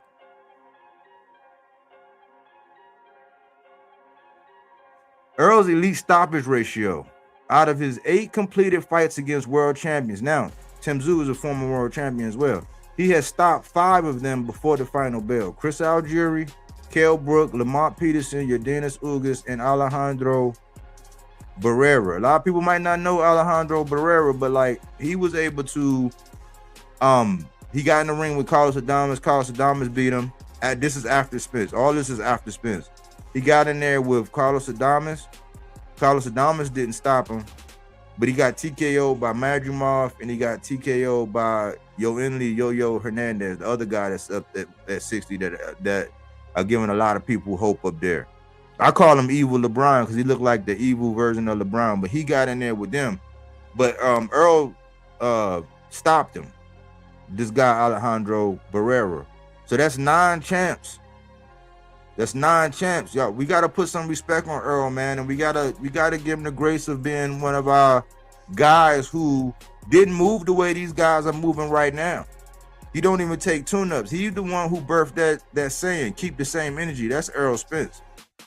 So I'm excited about it. I wanted to get into some of the breakdown about him versus Tszyu and what y'all see. But what y'all think about Errol coming back? I love it. Hey, shout out to DF Dub. I'm from DF Dub. I mean, hey man. You know, and this is my thing, because you cooked on a lot of it. So I mean, yo, man, look, he lost to Bud Crawford, man. Like, that's the greatest fighter of his era. Like, can nobody even, man, come on, man. Like, ain't nothing wrong with losing to the greatest of his era. Like, you got to be able to dust, lick your wounds, heal like he did, go back, be with your family, get back in the zone, get your confidence back up, but get your reason back up to do it. What's your why now? It ain't like it was before, especially since you got, you showed that you are more, in a sense. He stopped you. So, for me, I think it's great, because even, I think it's intriguing, because Tszyu, for me, he stopped, what's my boy name from Detroit? Tony Harrison. Yeah, but he stopped him in Australia. Like, I don't want Tszyu to become like one of them people who they put up against when they kind of know they halfway in, one halfway out. I don't want to see Errol in that situation like I saw Tommy Harrison. I mean, but even though Tommy put up a good fight, but Tim just finished him with the flare of fire behind on the side of the yo. Tszyu had a party that night, man. He stopped Tony. But so with EJ, I think EJ mean business. I think he locked in. I think I'm excited to see. That's what make it intriguing for me. I'm gonna buy it. I'm gonna be there to watch it. Whatever. I got the ultimate, but whatever it is, I'm gonna be there to support EJ. You know, losing to Crawford. Hey man. Can't nobody lift your head up, go on about your business and keep it moving, man. At least you got in there. So that's my thing with that. Good stuff. But some context to Tony Harrison, because I weighed out. Tony Harrison lost his pops, and I knew Tony. Yeah. I knew Tony wasn't. I knew he wasn't right because he came to that press conference. He ain't had no shirt on. He was kind of wilding out there, and I'm like, man, like there's a couple teams where. Some fighters have been able to come back when their father was their trainer in their corner, but like a lot of guys like Mr. Gary Russell, he's so special that emotionally it'll if he face adversity, he may need his father, but I think his skill set surpasses the fact that he lost his father. He can get in there and he really had that skill set. But some guys to mention would be Tony Harrison. We seen him. Another guy was Jared Hurd. When your father is your trainer and you lose him in your corner, some of these guys lose something, and that was Tony. So I kind of thought that it was Tony was gonna get in there and get that bread, but Tony wasn't right. And we all know, like, you could say what you want, how he was outboxing Mel. I don't like saying this term, but this is the term that you could apply to that. Like, he dented that can. You know what I'm saying? He set the tone. Now I've seen Tim Tszyu in there with Terrell Gaucher. Terrell Gaucher actually dropped him. He wound up coming back, and I think he dropped Gaucher a couple times, right? But he came back and won that fight. But Tim been through some wars too, right? He got inadvertently elbowed. You know, he caught the elbow in the head, and then his team, not knowing the rules or not, I don't know. I guess they thought he was just that dogmatic. They could have stopped it, and he probably would have won if they would have done it before the fourth round. If they would have done it up until 4 rounds, you got up until 4 rounds where they would go by the judge's scorecard, but they let that go by, and that was a bad coaching decision on him. He probably would have skated with a dub over Fondor. Well, we know what happened. Him being the soldier that he is, the soul snatcher that he is, he jumps back in there with Bakram, Boogeyman Bakram. He got smacked. You know what I'm saying? Got stopped. Like you can see that he suffered some trauma because he got hit one time. He was looking like his head was bleeding. Where it came from. Yeah. So then he got back in there with Fondor. You know what I'm saying? Yeah. So originally I was like, because originally it was speculation that it was going to be Errol and Tony, and I was like, I love that with Errol coming back. I love that, but then Tony just ain't right, man. He said he had an exchange with Jermell Charlo. He said some weirdo type shit, like something about a dress, some rainbow type shit. I was like, man, Tony just he ain't right in this. I seen a clip I seen something like that though. I did. Yeah, his speech ain't there. You know what I'm saying? But I think that for where Tim Tszyu is and the wars he been through, and Errol coming back after that stoppage, I think that this was superb matchmaking. This is a crossroads fight. You there, AC? You want to chime in? Yeah. I was just letting everybody cook. For me, it was the first rumor of this fight actually happening, I think, was like last year, or at least a year and a half ago, where people were saying that, you know, there might be an Errol Spence versus Tim Tszyu at 160. I believe Swal was there the night we was all on B-Max channel, and we wind up 7, 8 o'clock in the morning and stuff like that, just cooking on the fight and everything. And even when I was talking with not KMJ, but another Kim, I was like, look, man, I think the dude should go up to 160. 160, he could be undisputed and just completely whitewash this loss away, because, okay, that's the loss, but what did he do after that? He went up to another division, grabbed all the belts, and then he became undisputed. I was like, that's what you do. He still has that potential. He still has all of that ability. You feel what I'm saying? I was like, I don't, he could go for the rematch, but where's the rematch going to be? If it's at 54, it doesn't make any sense because nothing is there. You're just going for the rematch. If the rematch concerning, all the belts that you just lost, okay, at 47, but is it going to be the same thing? Because everyone is saying that, you just spent way too much time at 47 and you should have been gone before the bug fight, but because you wanted that undisputed so bad, you stayed there. Some people accuse me of being an undercover Errol Spence fan, and I was like, okay, but I've always been an Errol Spence fan. It's just that the channels I was on, I didn't like how everybody just started shitting on Bud. And I said, honestly, I knew Errol Spence's flaws, facing Terrence Crawford, but that doesn't stop me from immediately turning around and saying, okay, that's a loss to that guy.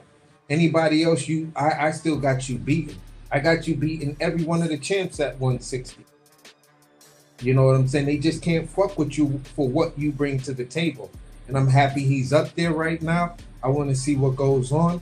And at the end of the day, Tszyu was another guy I said go to 160. 54, you had your opportunity. You weren't quite there. You almost got there. But 160 might be your true stomping ground. You feel what I'm saying? So for me, I like this fight with both of them at 160. I think it's the weight class that they should have both been at years ago. You feel what I'm saying? And now we're going to get the residuals. It's not too late. It's not like, this is bum fights and, this is just an exhibition and how great these two dudes can bitch slap each other. That's not what it's going to turn down to.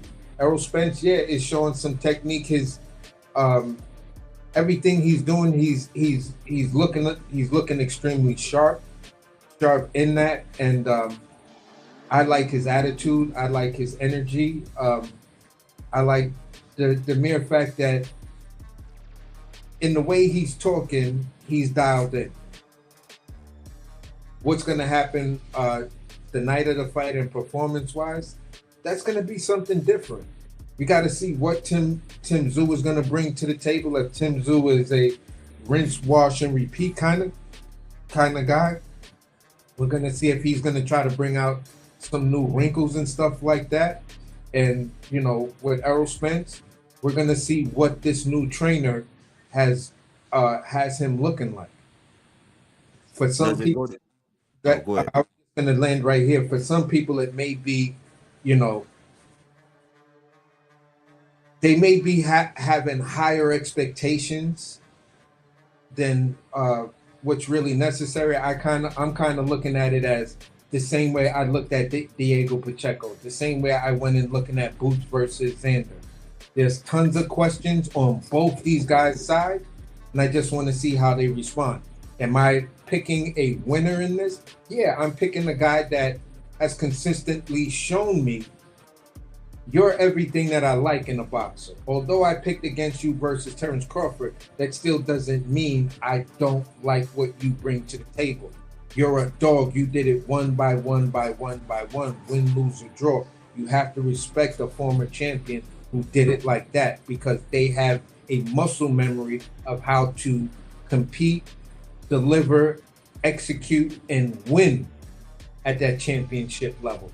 Tszyu has not shown me that. So when I'm assessing this fight, I'm already the barometer is already leaning towards Errol Spence, who has the championship level competition.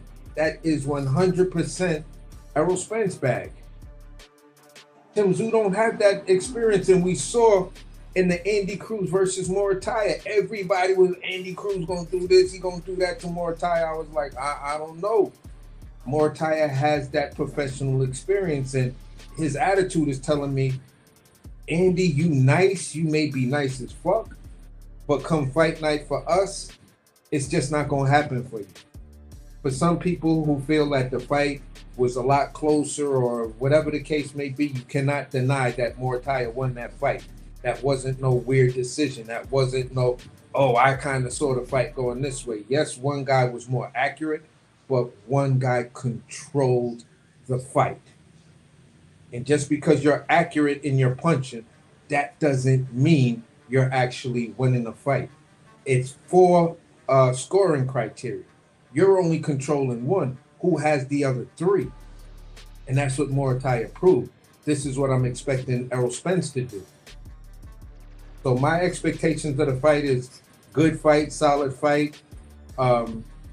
Technique-wise, that's what I'm going to be looking at, pressure-wise, and how he responds. Both of them. Because Errol Spence can crack. And if we already seen signs of Tszyu having PTSD, what's going to happen when Errol Spence cracks him? And that's where I'll land that plane. Yeah, I was gonna ask both of y'all, do y'all see this fight going the distance? No. Really? No. No, go ahead, AC. For me, not really. I see the fight a TKO stoppage, Errol Spence, late. Between I could say probably between 8 and 10. Where that'll get Earl some rounds, and yeah, I don't see it going the distance either. And yeah, to Russell's point, he said Tszyu better jump on Spence from the start, or if he's in trouble. He said I could see Tszyu missing and paying, and I'm like, that might be his best shot, because I don't think Tszyu is technically sound enough. I think he's a brawler. He's more of a brawler than a boxer, and you don't want to brawl. That's what my prediction with him and Bud was. I'm like, I didn't know he was gonna try to box Bud. I was like, man, I didn't think he, because I said Earl would always win in an exchange. You don't want to exchange with Errol Spence.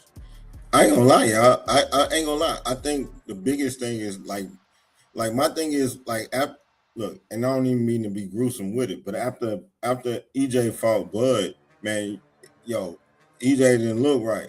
Just after you see some of the pictures, how he got hit, how his face swole up, like you can tell. And I don't like to bring up that stuff, but he had a car crash and all the stuff that he'd been through before that, and then come on, like that stuff come into play when it comes to human health. So my thing is like when I seen him get hit by Bud and I seen that fight, I'm like, damn, man, that take a toll on you. So when he go into this fight, because that was the last fight that we saw when he fought Bud. And that's the thing, 3 years is a long time. So my thing is, how is the healing going? We gonna be able to see how effective that healing was, and if the head movement from that he getting with Bud. Oh my God, you more interested in his punch resistance. But hold up, but what I'm saying is like, will that head movement? Because EJ's style when it came to Derek. It was systematic. It was you in there taking punches, but you're going in a cycle. You going in circles. It's like that's how he did it, and you could take those punches. The thing is now, after doing all of that, and then after everything, and then fighting against Crawford, you can't keep your head on the line like that no more. It ain't, those days is gone. So with the new coach, you know what I'm saying? I know he's legendary, but the thing is, let's see how that head movement go. But let's see how you get hit and react from Tszyu power, because Tszyu can hit you with that shit that'll get you out of there. That's one thing I do give him.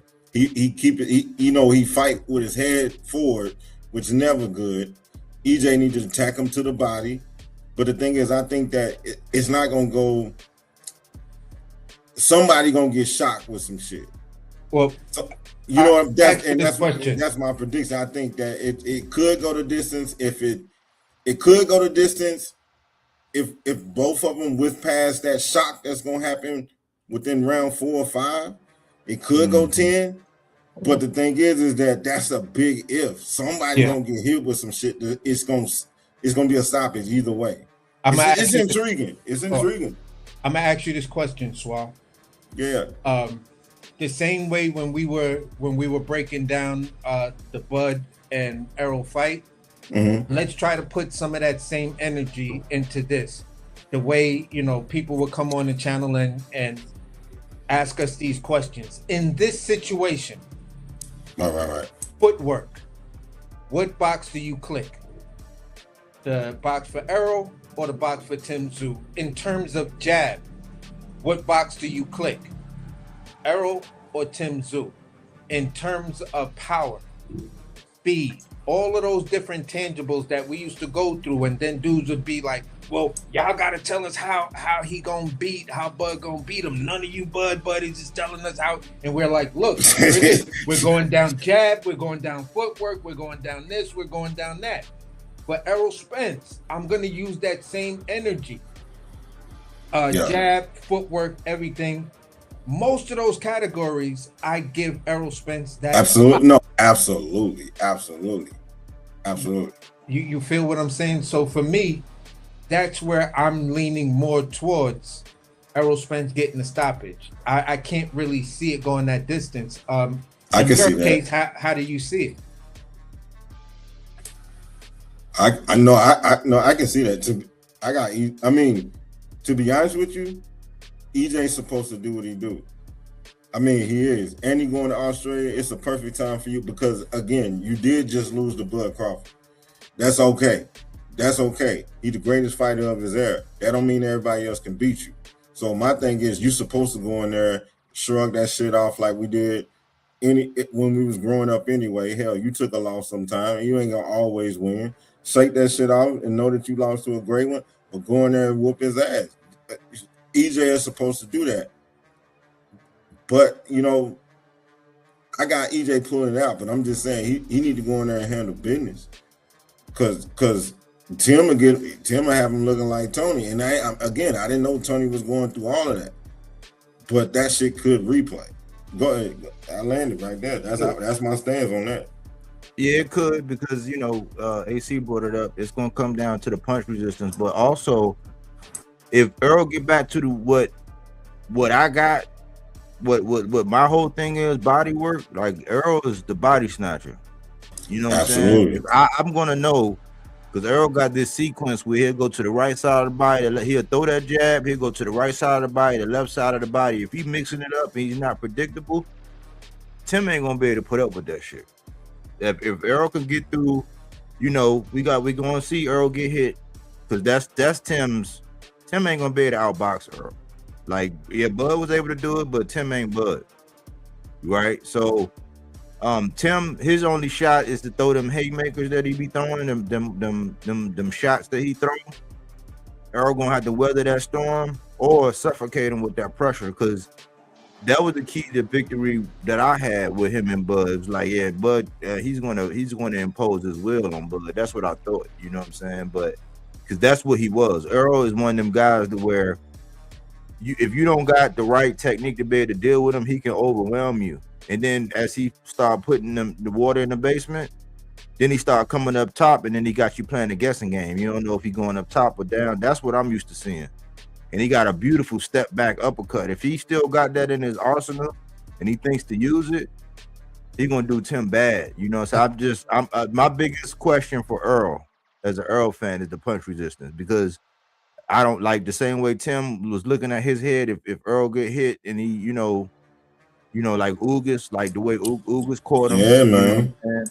But a lot of people bring up their car accident. I'm like, a lot of people bringing that up now. I know, I hate to bring it up too. But yeah, I mean, they bring it up now, but I'm like, yeah, but at the same time, he did put pause on Danny. He did put pause on Ugas.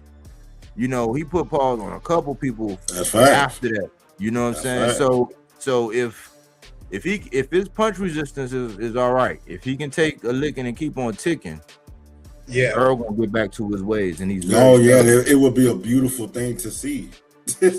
And for me, I wanted to piggyback off of Kaz's point that you just highlighted. I guess we were both looking at the same comment. Yeah, Tszyu does have good footwork. For me, the part that worries me the biggest in this fight is Tim's footwork when he does this particular sequence. He'll circle. It's like he stole it from Bernard Hopkins. He'll circle, dart in, and that overhand just comes. It'll be like a throwaway jab, but the jab is not the thing to react to. It's the thing that's coming right after that throwaway jab is his overhand. That's the shit that kept on catching Fundora, because he'll circle, get a little herky-jerky as he's circling, and then step in and boom! Just throw that lazy jab and just let that shit go.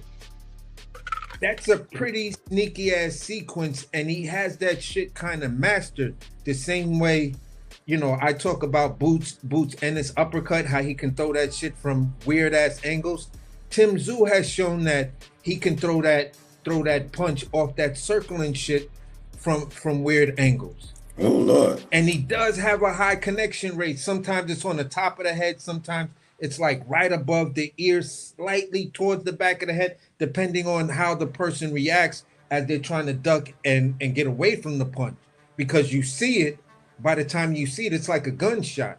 Either I'm already gonna get hit or I'm gonna get hit in less than a second. So I don't really have too much time to react, but either turn my head in, which then makes it look like it's gonna land on the back of the head, you know what I'm saying, or behind. But at the end of the day, that dude know how to throw that shit. And for me, that's the one thing I'm gonna be looking for, because I think he's gonna try to utilize that a lot early on.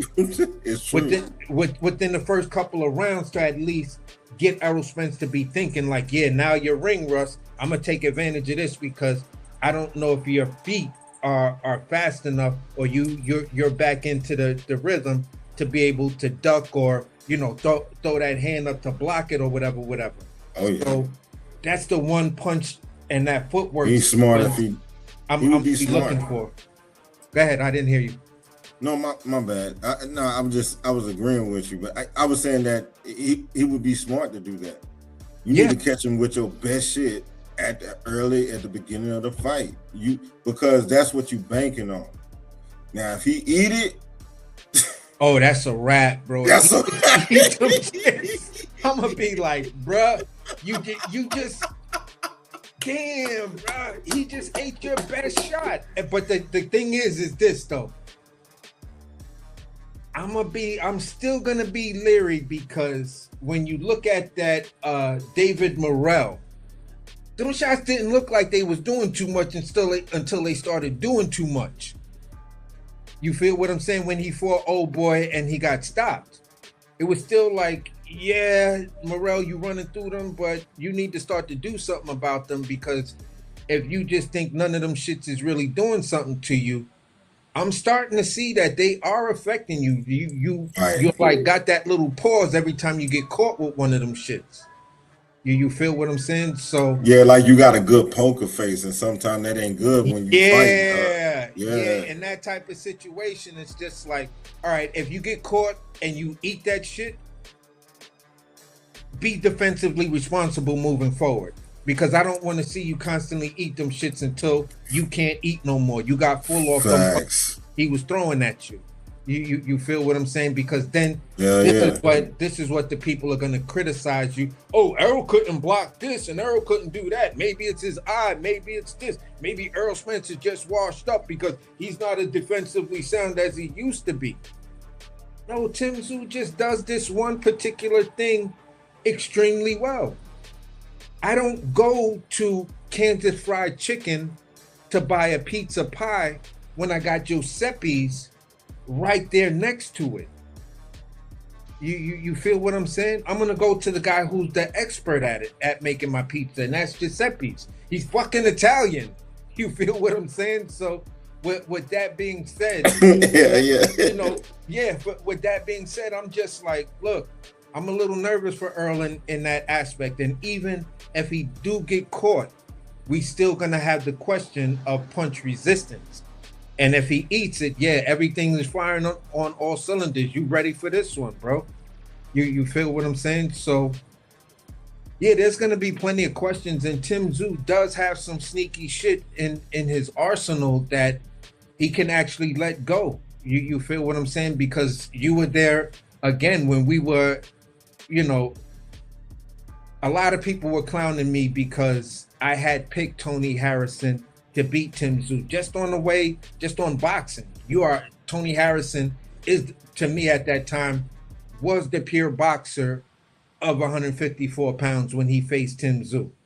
You feel what I'm saying? And I thought his performance was going to be a lot better. But me too, fam. Yeah, maybe it was Tim Tszyu's power. Maybe it was his footwork that kind of was like, whoa, I wasn't expecting this guy to be that nice. And then, when he went on that uppercut run, he threw like them 4 or 5 uppercuts in a row that ultimately finished him. He made a meme out of him. You know what I'm saying? He definitely made a meme out of Tony Harrison, and that's not what I would want to see from Errol Spence. But it's something I would accept because it's like, yeah, that was a 3-year layoff. You feel what I'm saying? And eventually that 3-year layoff may show itself somewhere in that fight. I'm thinking and hoping and praying it shows itself early in the first 3 rounds. He gets his sweat on, starts to feel like, yeah, this is home all over again. And then he goes in there and, he does what he has to do. And that's where I landed for that. How many southpaws y'all think Tim Tszyu faced? That's a good ass question. I don't know. Yeah, it is. I don't either. I think 3. He had Fundora. I mean fights. Yeah, go ahead. He had Fundora, and then he had 2 other guys. He had Fundora, and he had 2 other guys that he fought. One of them went to a unanimous decision. The other one, he stopped in the first round. And then you had, what happened with Fundora. So he had 3. So Errol will be the 4th one. So,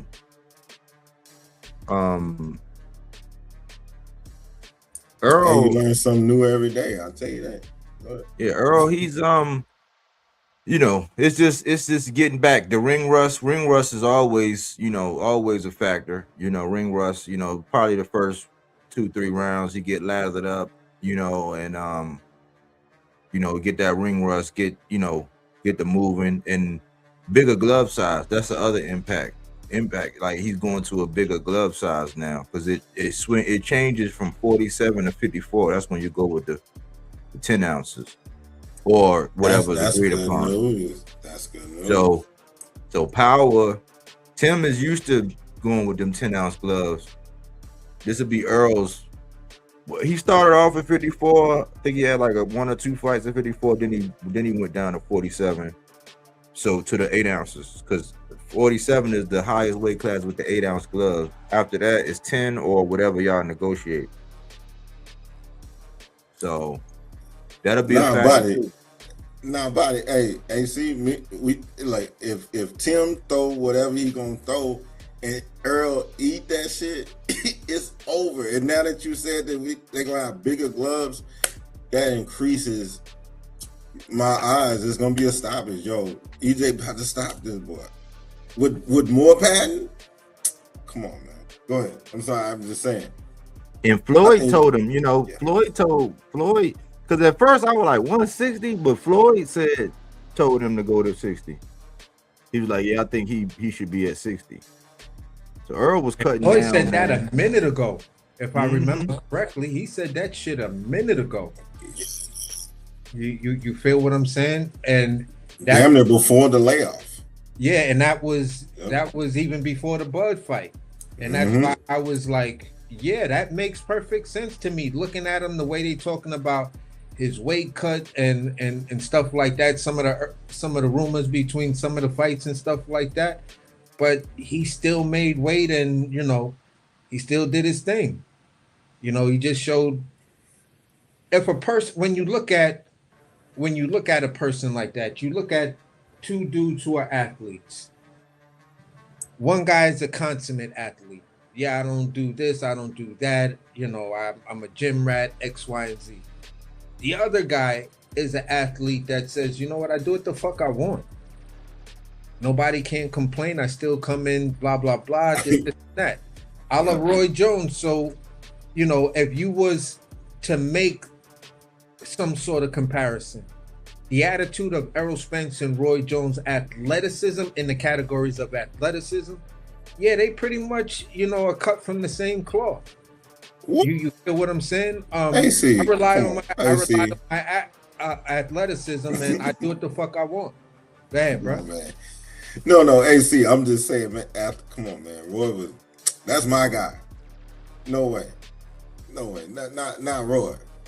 No, I'm Like, saying in the sense of I'm That's not all I was comparing saying. That's all I I'm was not saying. comparing them by boxing skills. I know, AC. I'm I'm only teasing. Go talking. ahead. Yeah, I'm only talking. And that could expand to dudes like Wilder. No boxing technique. You feel what I'm saying? Or pretty much a one-trick pony. But look what the fuck the dude was able to do. You got much better dudes. You feel what I'm saying? And regardless that people want to say, well, he was moved a certain way. Okay, so why couldn't AJ be moved that way? Why couldn't Usyk be moved that way? Why couldn't these guys get the 10 straight, the 10 victories like Wilder did? And it was his athleticism. You've seen the pictures of this nigga dunking and doing all of this other kind of stuff. But at the end of the day, the athleticism part catches up to you when it comes down to sometimes you meeting the right one who just has that technical ability. You feel what I'm saying? Roy did it like he had to move up.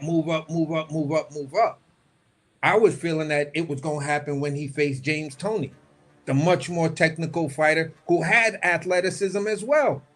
You feel what I'm saying? But James Toney was on it like the same way I'm saying Wilder and AJ were at that moment. Their mindset was, hey, listen, I know I'm nice. I know I could do what I could do.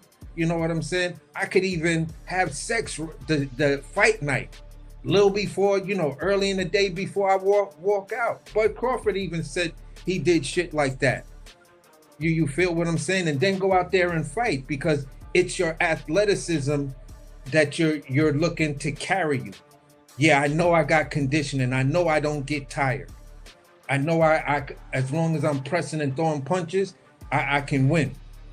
And that's all I'm saying. It's sometimes these guys who have these heavy athletic mentality and they know they're athletically gifted, sometimes that shit can be a gift and a curse at the same time because you rely on that shit until it fails you.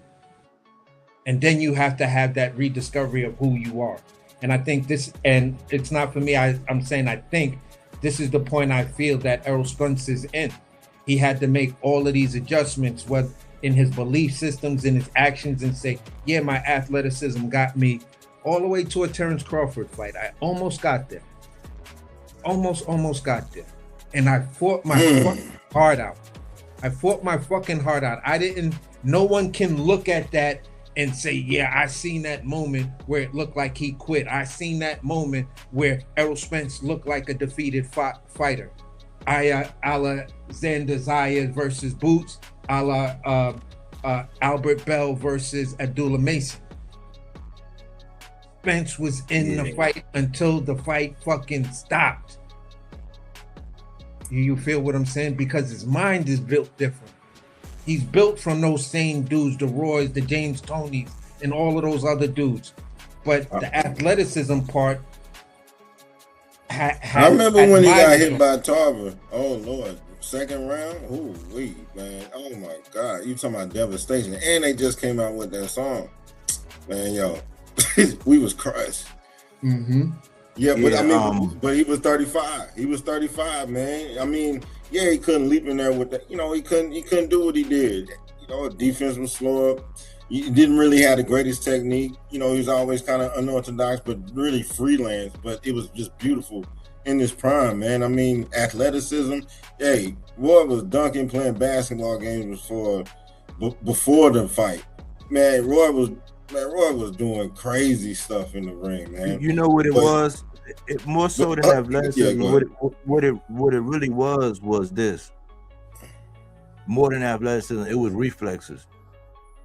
See, absolutely, I agree because, but I say that Errol, he ain't really.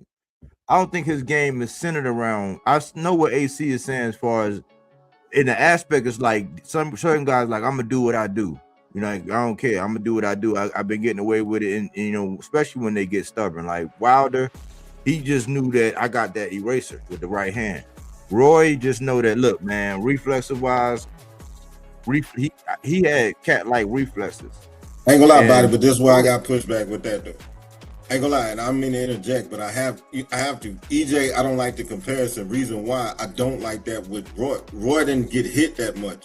EJ whole thing been on endurance and body snatch. That's what I'm saying. But that's what I'm saying. I'm saying I don't compare. I see with AC's point. I could see that is one of them. It's the mindset of I'm gonna do what I do type thing. It wasn't that. I don't look at it like athleticism. I don't think that Earl was getting away with it just because of my athleticism. I think that he got away with it by imposing his will. That was his thing. I'm just going to impose my will. I don't care what you bring. I'm going to impose. I'm going to do what I do. I'm going to impose my will. Roy's was, I got my reflexes. Like I could get out of the way of that, and I can come back faster than they can be prepared for. So when your reflexes go with Roy, it was different because Roy's reflexes go. I don't think that it was Earl's reflexes with Bud. It was the boxing thing. It was a boxing thing. Like he still, and you know, he wasn't Earl. Earl wasn't Earl that night. I don't care when nobody said y'all give me flack. He just wasn't. I'm not making no excuses. He just wasn't. But he looked high to me, man. I'm just gonna put it out there, just for new people. I just allegedly he just look. Yeah, look, I had my day with that smoke. You know what I'm talking about? And look, I know I've been caught on camera with that shit. But this what it is. This what it is. Floyd and Roy, because of their reflexes, they could get away with things that the average person couldn't, because it's a rule. You don't back straight out. But Floyd could be in your face and back straight out right in your face. As soon as you stop, he stopped and throw his. Like he was very aggressive at being able to, like, because some of the things that Floyd did, he was very textbook, but then his athleticism allowed him. So I put him and Roy in that athleticism. He was doing stuff that if you try to do that shit and you don't got that, then you're gonna get fucked up. You know what I'm saying? Roy, it caught up with Roy because Roy aged and his reflexes wasn't like that. Floyd just kept evolving. He kept adapting. It's like, well, I know my reflexes. I still got good reflexes, right? But I know what I can do, and I'm gonna switch the game plan to this. He had different gears and different levels. Roy didn't have to go through different gears and levels with a lot of the people because he was just that much more down. Roy was really, him and Floyd was really a one of one. Like you're not gonna get like a prime Roy or prime Floyd. That's like, I ain't gonna even say generational. That's like once or twice, 3 times in a lifetime, like, you know, type thing, you know, what they were able to do.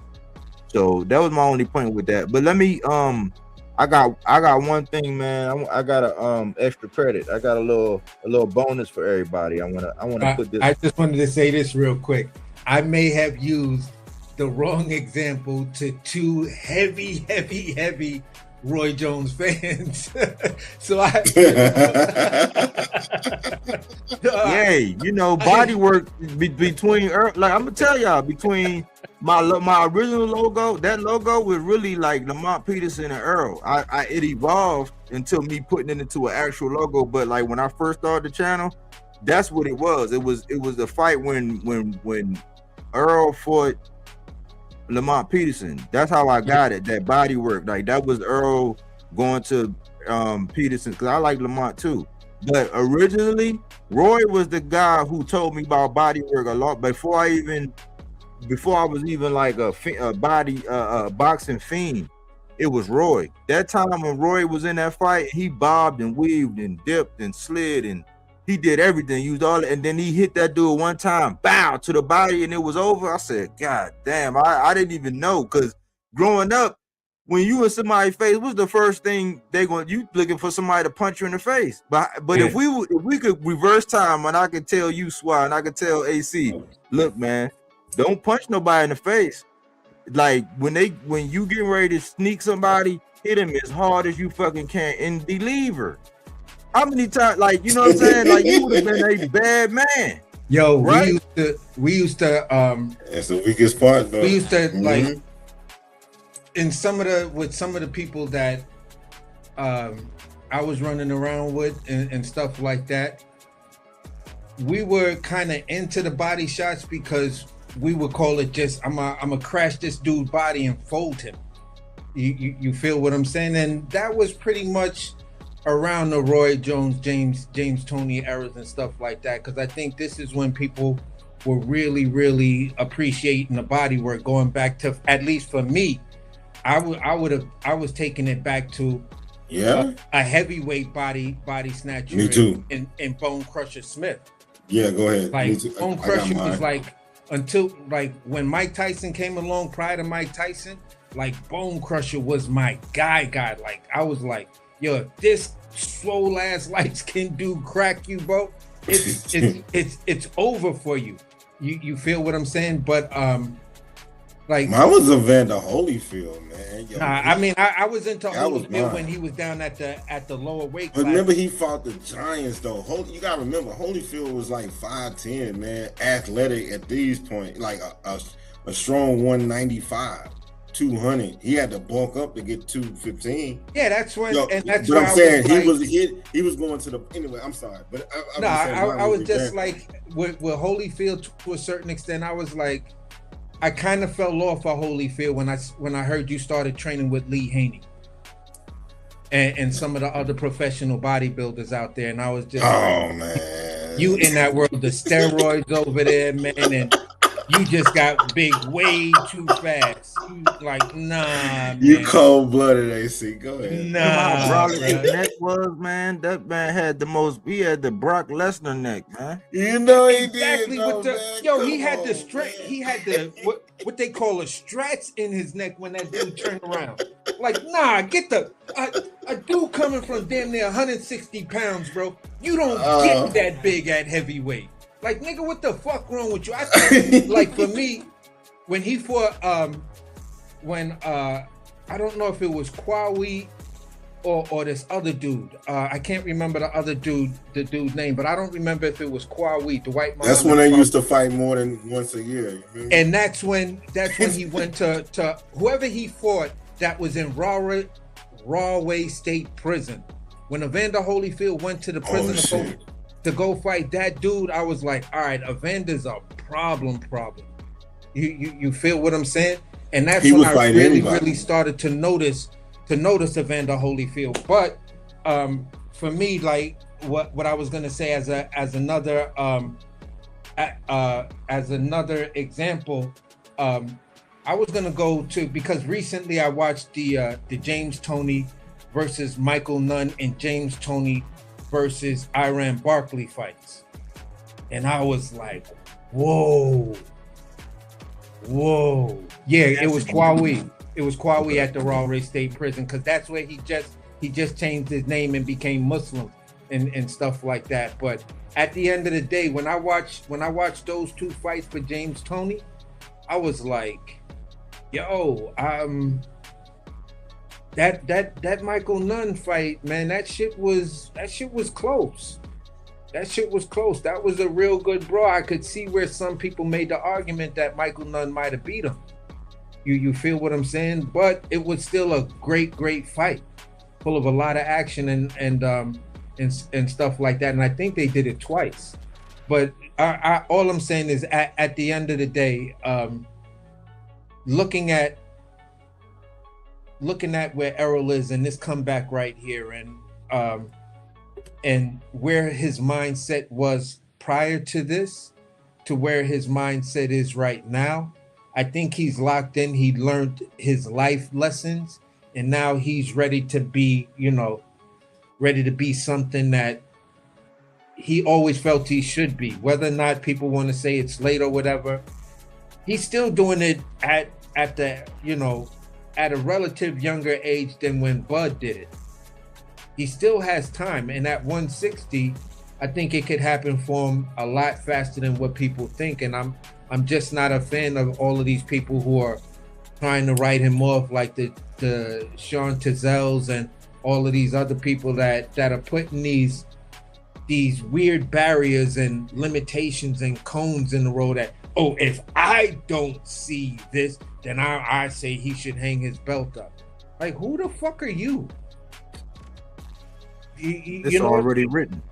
It's already, they already know what they're going to say. They already know how they going to come out and what the narrative is. It's almost like, remember when I was saying, like, when it came down to Ashaki and Ray Ford, I was saying, man, if he don't stop him, then they gonna say this and that, even though it was a dominant performance, and they still came out with the bullshit, even though that was a dominant performance. Yeah, for real. So, I want to. There's two things we were talking about. Body snatchers. Now I'm gonna tell y'all, guys. Huh? No, you just went out for a second, so we did. Oh yeah. I'm gonna tell y'all somebody who. And you were saying the two things. Yeah, it's two things.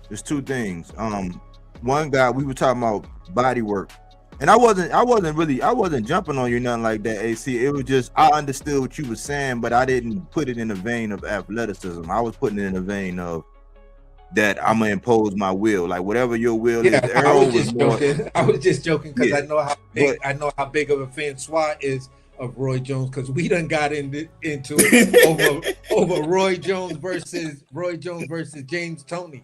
Absolutely. We done got into, I don't know how many times of that. And I know how big of a fan you are of Roy Jones as well.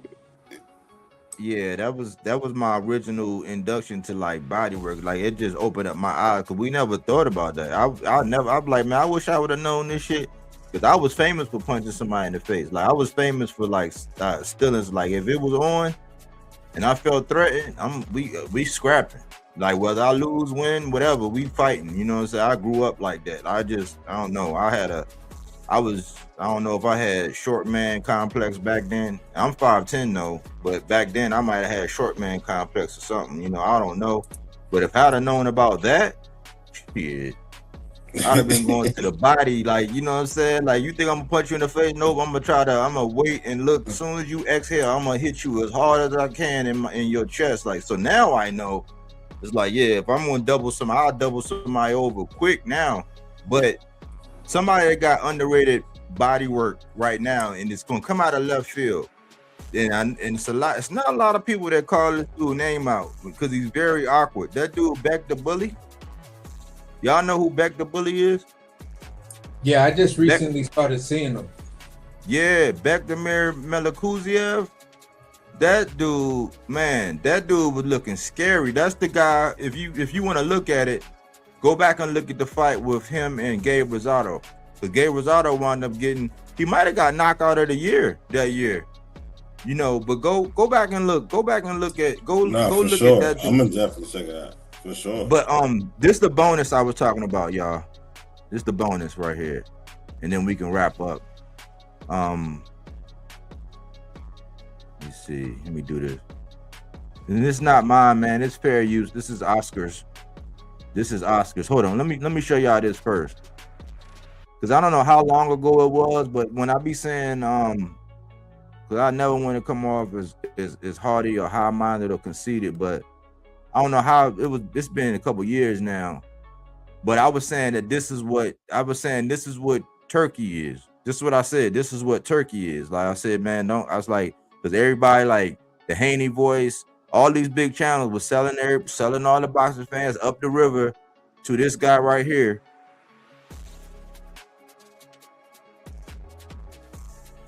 And I was saying, my big question was, okay, cool. It's new people coming in the game all the time, but are they making American boxing? I said, we have a right to be selfish in that, okay, our first interest is American boxing, and then it goes to global. And we like boxers from all over. But I'm like, are these guys making American boxing great again, or are they pulling it down? We seeing the remnants of what's going on now. But originally, this is what I was calling them. But listen to this. Watch this, y'all. Watch this. This is a short one. This is real short, so I ain't gonna waste nobody's time, but just real short.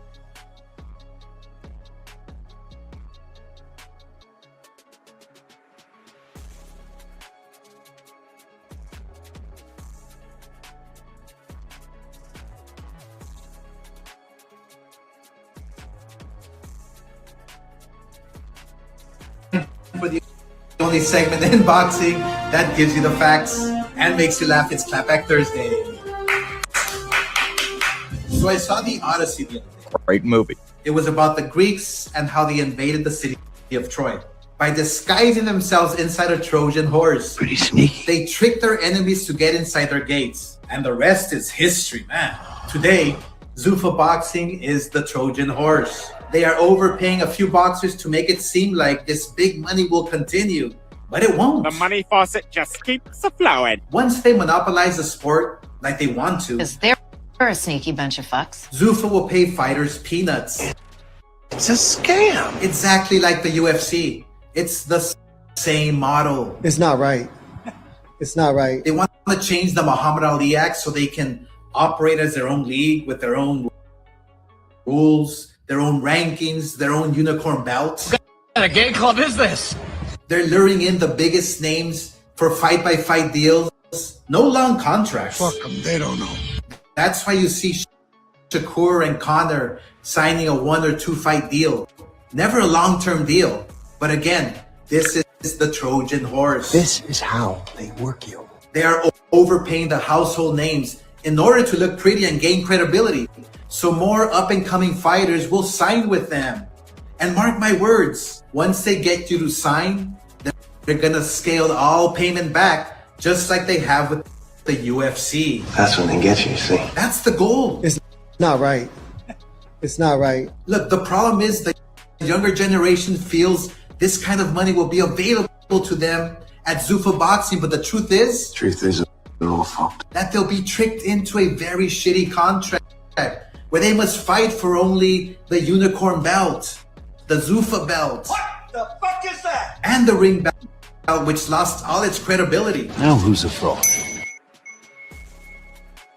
It's now a joke. Here's an example of how they're already making up their own rules. Ring Magazine rules state that if you fail to schedule a fight in 2 years against a top 5 contender, you will be stripped. That means Jai Obatai should have been stripped in May because he chose to fight a cab driver in Zuffa's basement instead of a top 5 contender.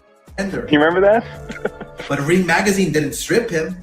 Why? Because they're complicit. Because Zuffa makes up their own rules. Even the IBF stripped Jai Obatai of their belt because they don't recognize the Zuffa unicorn belt I don't recognize them. that they keep trying to push down fighters' throats. Yeah, nobody wants it. And poor Jai Obatai, I feel so bad for him because Zuffa has him suing the IBF on their behalf. You use him. He's literally fighting the legal fight for Zuffa. It's truly disgusting. Damn shame. Look, once they have their monopoly, nobody will get paid anymore. They need all of you to be hooked in by this ridiculous overspending you're seeing right now. But that cannot be sustained. Just like Live Golf. So don't be the city of Troy, guys. Don't sell out. Lisa, what's a sellout? And don't open your fucking doors. The writing is on the wall. And Uncle Fester, fuck you. And remember, kids, never a hater if you only speak the facts. Yo, It's you your- got the Mexican dude calling Dana White Uncle Fester. That shit is funny as hell. Like, wow, Oscar is killing. That was a lot. Now y'all see. Now y'all see, man. Like people be catching on, but I was saying, because I say that Zuffa is really a feeder system for the ring, and Turkey has a controlling interest and influence on Zuffa. But I said the same thing about Turkey. That's all it's all been. It's been a Trojan horse. They get you in, all this, oh yeah, come on in, we got gifts and all this and all that. Once they in, just like a virus, man. And it spreads. Absolutely. So no, that was the bone. I ain't gonna. I ain't gonna lie to you. No, that's a beautiful bonus. A beautiful bonus. I'm glad you even put that on the table, my brother. Man, man, look. It go back to what we was talking about the other night. Eddie is doing good for Boots in his career, but he is from England. And the thing is that we was talking about Josh Kelly. I don't want to rehash that, but remember we was talking about he gonna be loyal to the countrymen. And the thing is that, they had an agenda from the jump. Like they had an agenda from the jump. I mean, for real, especially Turkey with the whole, man, come on, man.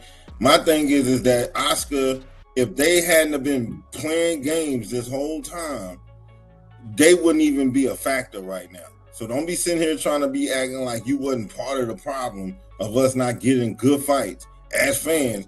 Like, and now all of a sudden you just, like you say they the chosen horse. Well, hell, you supposed to be the golden horse in this motherfucker? You ain't. Like, because if you was that, you would have helped us get out when PBC was the other side of the street. And then when the new players came into town, now all of a sudden, y'all ain't the saviors either. Get up on it. You supposed to make it happen.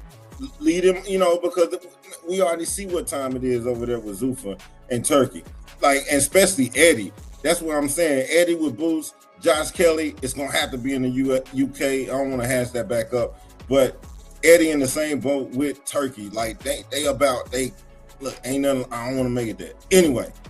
Anyway, man, that's a nice bonus, man. It's so much going on with that. Go ahead. I'm sorry. And to just give that some context and to piggyback off of it at the same time, I can go all the way back and remember my full throat support for what Turkey was doing, because when he came into boxing, first he put on that AJ card. Absolutely, I remember that. Me too. And everybody was like, "Oh, we got a new player." The Saudis were trying to enter boxing. Yep.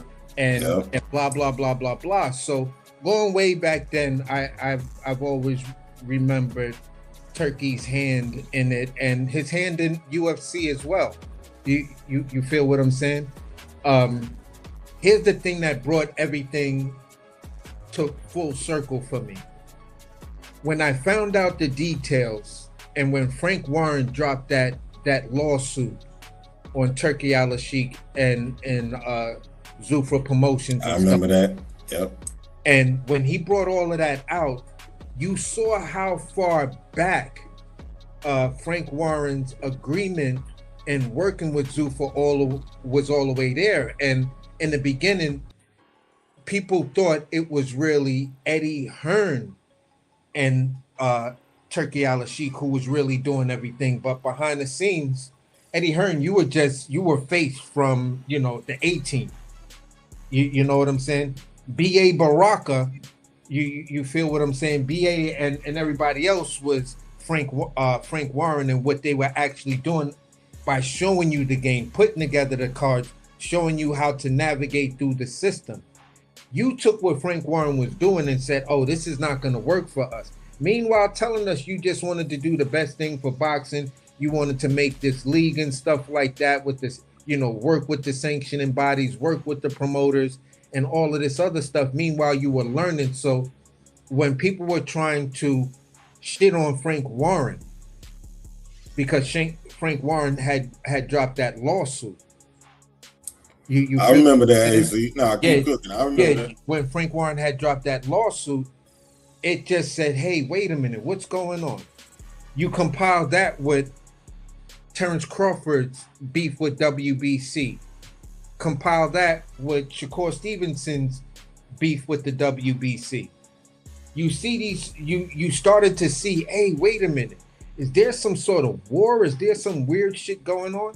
And then we finally, get the announcement of what Zuffa is actually doing. It might have happened a little bit before, but the timing of everything was just like this powder cake.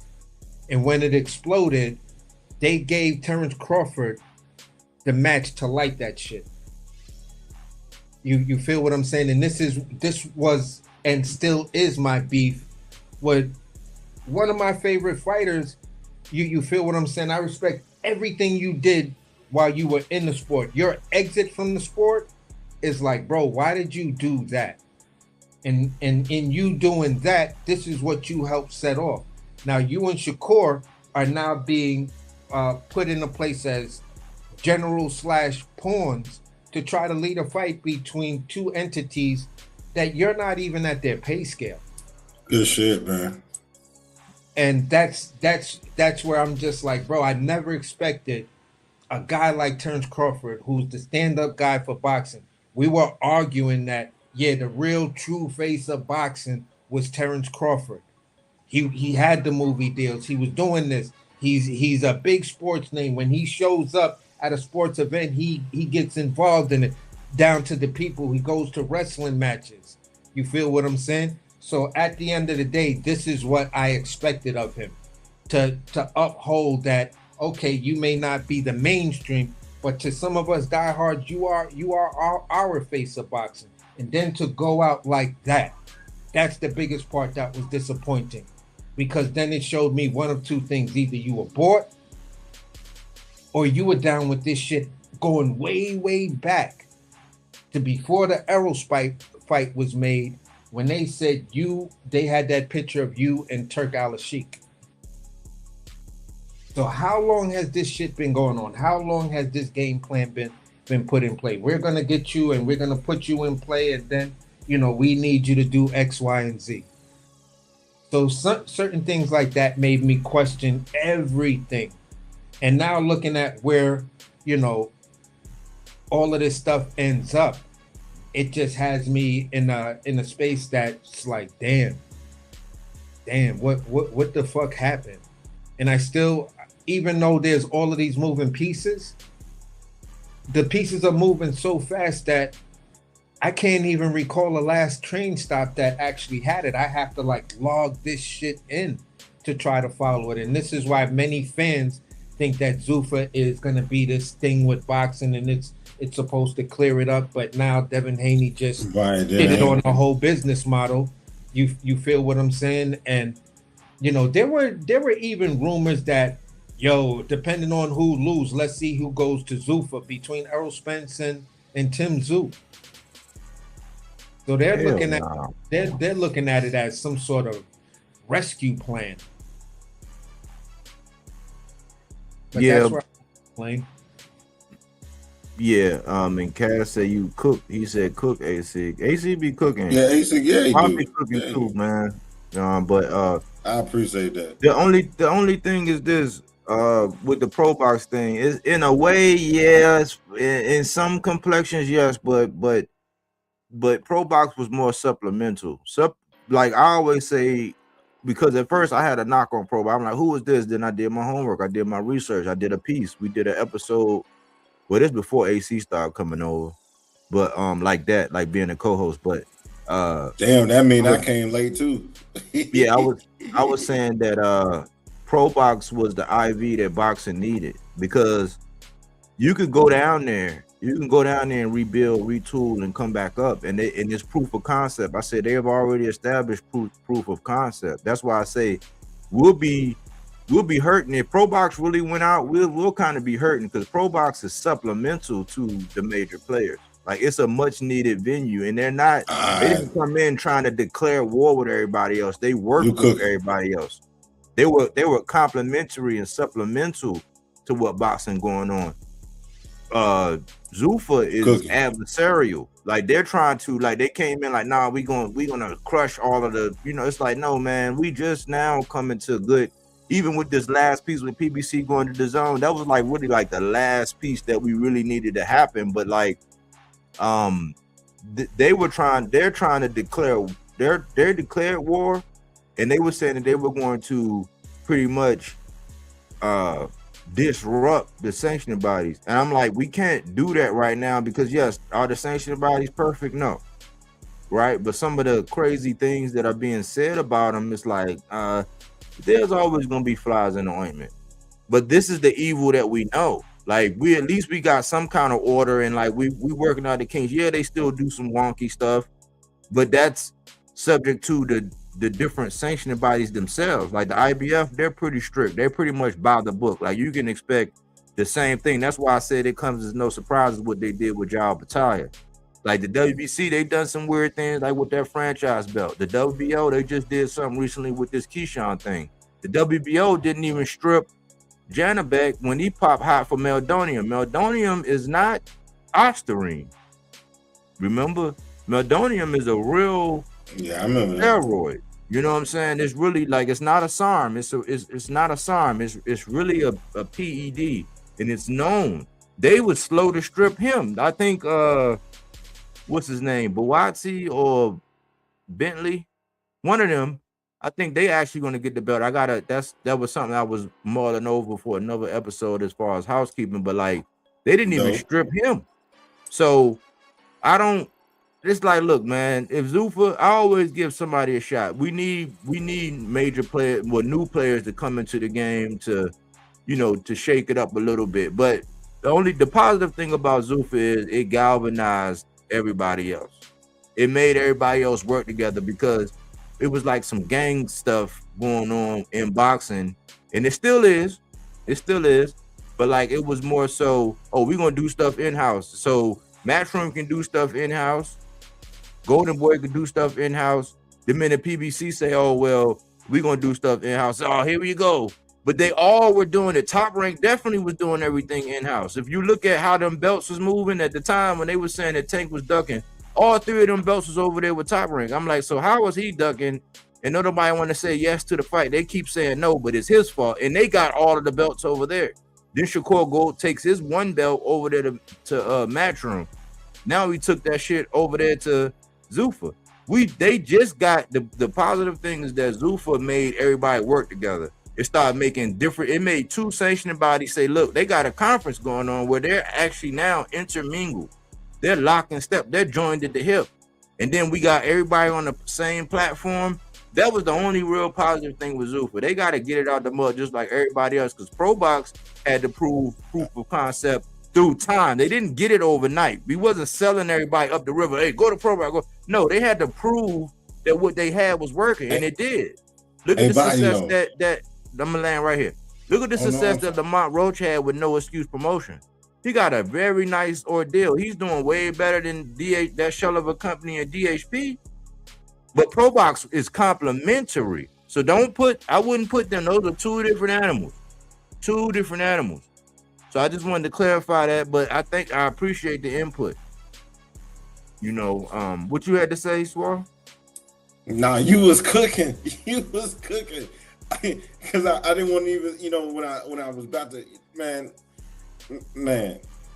look, Pro Box, you said something about Pro Box. And it's funny, like, to hardcore fans, like, and I don't even want to put it like that because I think boxing needs as many fans as possible. Casuals, hardcore, whatever, intermediate, whatever you call yourself, boxing needed, man. We gotta make noise as fans to get what we want as a product that's being presented. Man, Pro Box, anybody like basketball in here? Like NBA? Y'all like basketball? Yeah.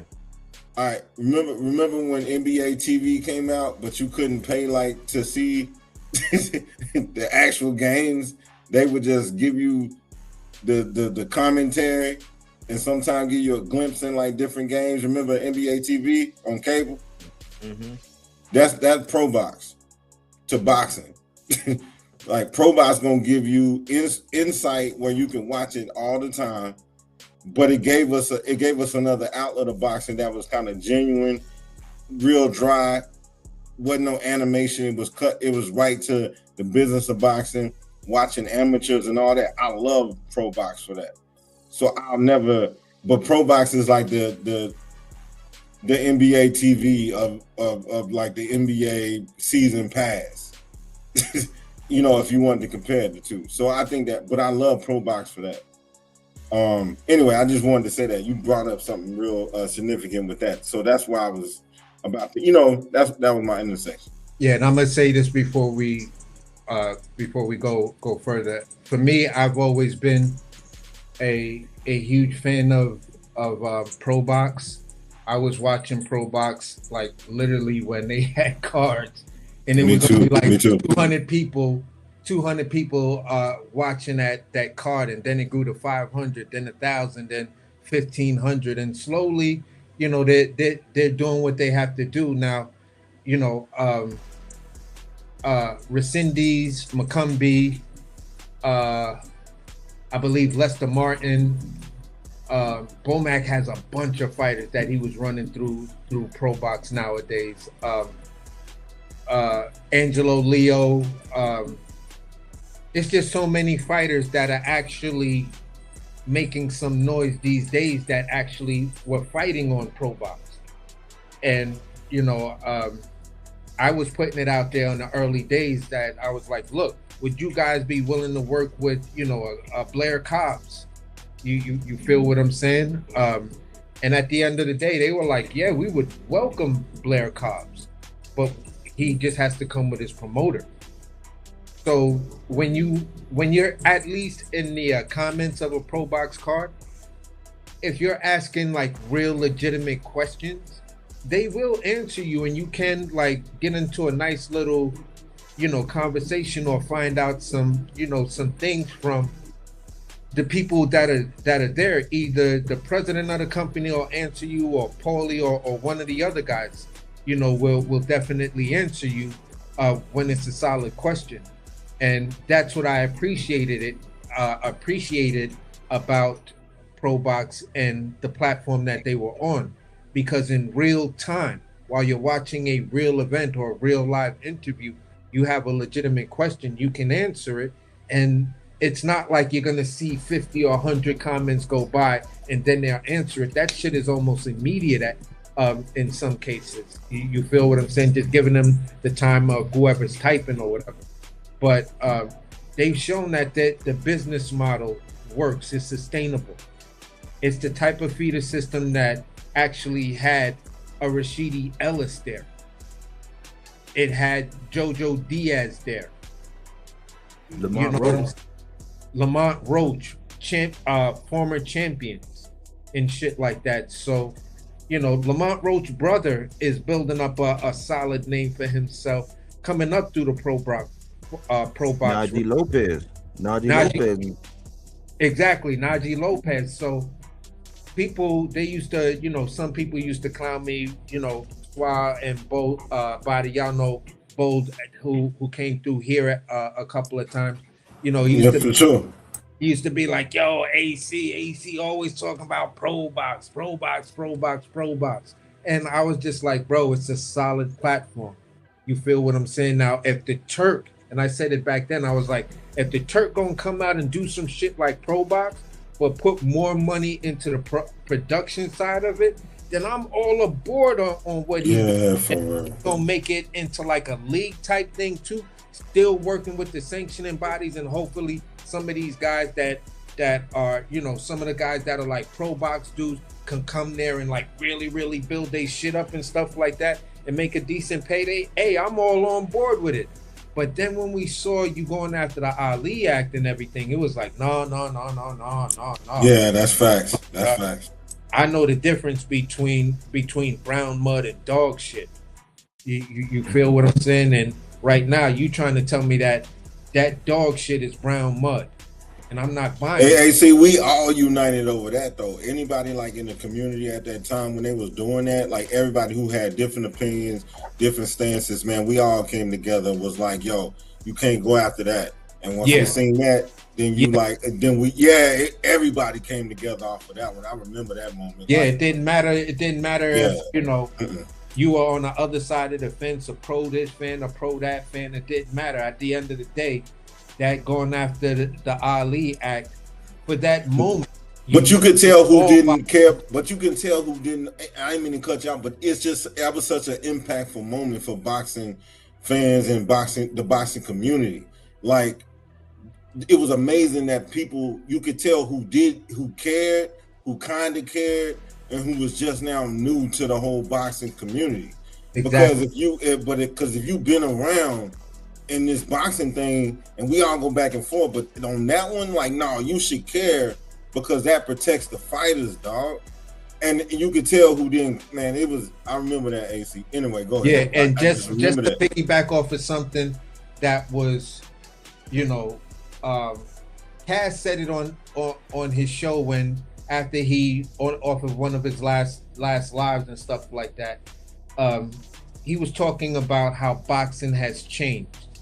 You know what I'm saying? And he was showing some things from the past fighters to how some of the present fighters move and being defensively responsible. And you know, he showed a picture of a brain MRI, a brain who suffered impacts like that, those small concussive blows, as opposed to a normal brain. And he was like, what if the fighters back then were able to see something like this or had something like this? Would they have, still been offensively first, defensively responsible, but offensive minded first? In this era, they're defensively first and offense minded. You feel what I'm saying? Example, Shakur and Devin and some of these other guys that we talk about as pure boxers and the way the media darlings are. So within that space, I said, that's when we didn't have the Ali Act or the boxing or the 1996 Boxing Safety Act. But in terms of the makeup of a champion, the mindset, even though we're in this defensive first type of thing and rewarding the fighters who are defensive first and saying, well, they want to have their faculties and spend their life with their fans, which is beyond any boxing fan to really try to criticize a fighter on that, because even in my job, I have safety precautions. Every knife comes with a knife handle. It's not like I have to grab a blade with a towel around it and then try to cut, a thick piece of steak. That shit would be dangerous as fuck.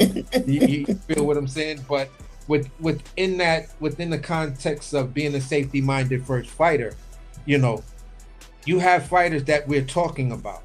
David Benavidez, Bam Rodriguez, Collazo, Brian Norman Jr., Oshaki Foster. These are guys that are defensively responsible, but offensive-minded first. But they can show different areas of also being defensively responsible. I kind of really want to put Tiger Johnson in that category. You feel what I'm saying? I kind of wanted to put him in that category, but we see those opportunities where Tiger just for some fucking reason puts his hands in his pocket. He takes his foot off the gas and goes into cruise control. We didn't see it in the not his last fight, but the fight before that, where he got the stoppage and stuff like that.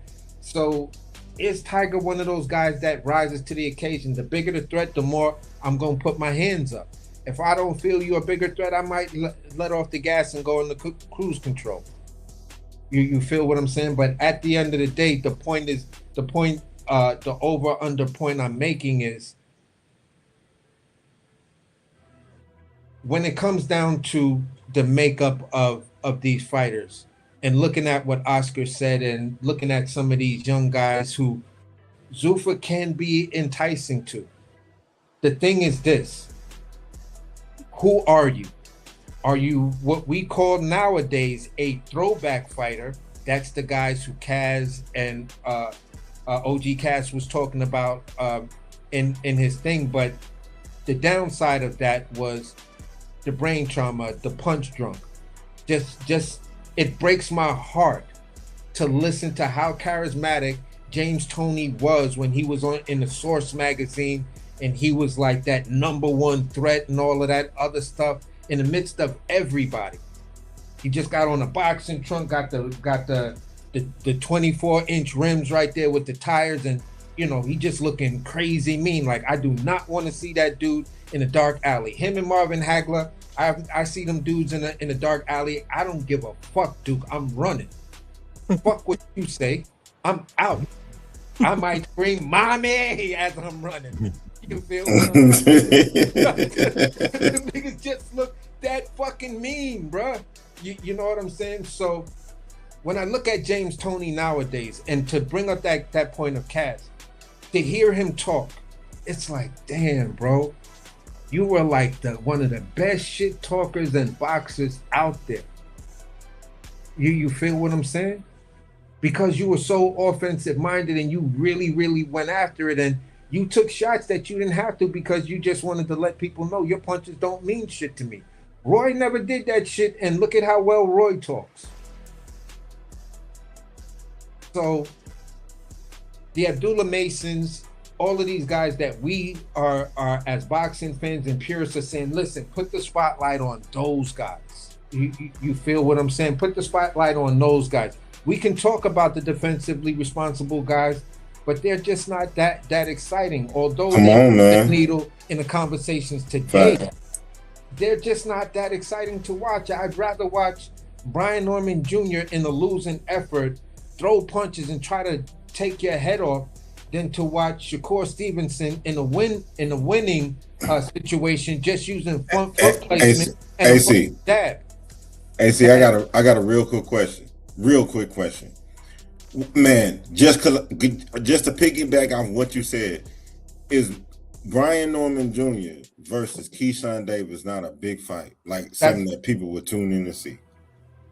That's the fight if Keyshawn was gonna walk away, that's the fight. If he walked away with, I'm like, I don't know what the fuck you mad at. They're gonna be fire. They gonna sell the shit out of that. Fire. And listen, I don't know if that fight goes the distance. It's fireworks, bro. I don't know if that's a distance type fight. The way Brian Norman's looking under his new coach, you feel what I'm saying? And Keyshawn being taller and longer and still having some crack with him. He doesn't have that one hit quitter punch. You feel what I'm saying? But it's the volume and his punch placements that will stop you. You feel what I'm saying? So I didn't mean to mess it up, Body. But I was done. Question, man. I was actually done in what I was saying. I just found out that thing that Kaz brought up, it was horribly relevant to the way to this conversation, as well as if we're bringing in that bonus era of talking about what Oscar just said as Zuffa enticing these new fighters. If the lot of these new fighters are defensive first type fighters, then Zuffa is where you need to go, bro. Zuffa is where you need to go, because there are fighters out here right now that are reclaiming boxing, and they're like, look, I'm going to be offensive first. I'm going to be defensively sound in what I do, but I'm going to be offensive first. And another perfect example is Jihad Tucker. You know what I'm saying? So that's the point I was making in like. Oh yeah, no, Jihad, no, I'm with you. That's a bad boy. Yes, I agree with you. We just gotta see. Yes, we're extremely critical on Zuffa. Yes, we're critical of big name signing to Zuffa at this stage. We understand that Zuffa wants to flex money and try to give everybody the perception of prestige, but do it from the mud, bro. Start off with some little names. Give us a year of consistent cards of what you're saying your business model is going to be. Because at the end of the day, there have been fights on Zuffa already, and the clock is still ticking between when these guys get to fight again. And if it's just going to be recycling this small little roster of guys on everybody's card, then it gets a little weird and it gets a little shaky. I don't think they should have really went after some of these big names right now, although I understand. But you've already given yourself a bad rap because you left a sour taste in everybody's mouth when we look at what happened to Ja Obitaya. Over here in America, he was starting to get rhythm, and then you go over there and you do some shit. We're all expecting you versus David Benavidez. All you had to do was hold tight. If you still wanted to fight Brandon Glatton, you could have still got the IBF to actually do that. You didn't need to go over to Zuffa to fight Brandon Glatton. So, yeah, that left a bad taste in everybody's mouth.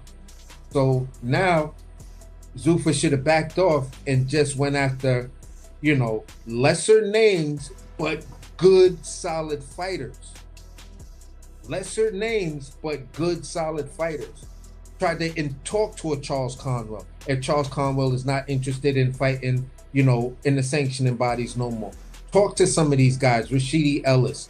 You feel what I'm saying? And see if they, these are solid names that are low reward, very high risk fighters. These are the guys we've been said when we first talked about Zuffa, like these guys we think would be perfect for a Zuffa type of thing. You get there, you get up, you work your belt. Now everybody know you're famous. Now you can, leave your Zuffa contract and go back into, the sanctioning system, and everybody's gonna want to see what you got. What did that Zuffa, what did that being in that Zuffa situation do for you? Did it sharpen you or make you weaker? Same thing what was going on with UFC. Dudes coming over from Pride, from One, you know what I'm saying? For I can't remember the other one that started with a P, but everybody knew that UFC was the big stage. That's where you go when you made it. And for some of these lower fighters, Pro Box and Zuffa, if they would have ran like that, you feel what I'm saying? If you would have you still could have had the same business model.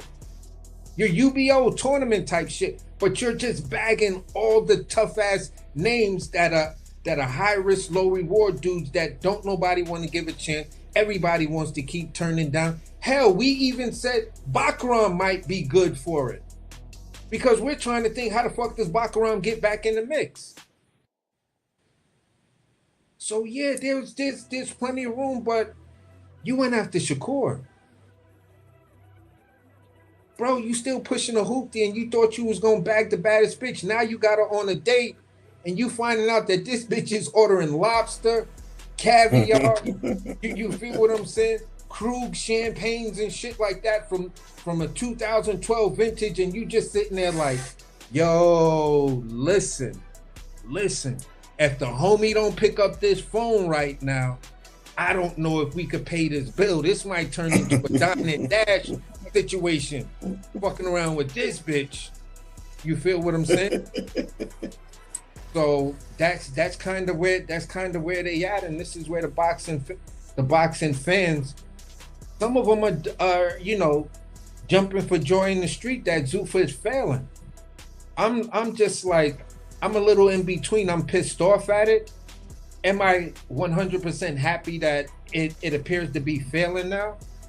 No, because there was still a place for Zuffa boxing. For some fighters going down to pro box, that might be embarrassing to see a Charles Conwell name at pro box. Even though pro box tried to put on some championship fights, for a dude like Conwell, he may feel it's embarrassing, just the way the early talk was. But Zuffa's supposed to have the Turk, Dana White. Those are sponsored by big names. Those names have branding to it. Turk money behind that. Dana White's behind that. Built the UFC. Helped build Zuffa. When Zuffa came in and acquired UFC, you feel what I'm saying? Over the other two twins. And I forgot the name of their company. It started with a T, Turtle or Turks or whatever the fuck that company was that the UFC was under. Zuffa came in and they just snatched that shit up and then made it into something different. Gave it the exposure of a WWE.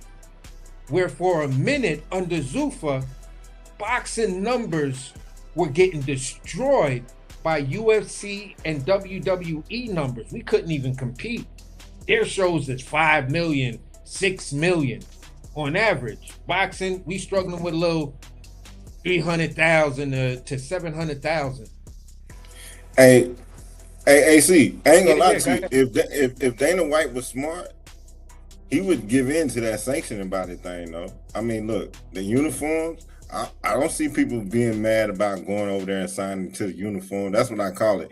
NBA 2K without the editing when you play it on the game.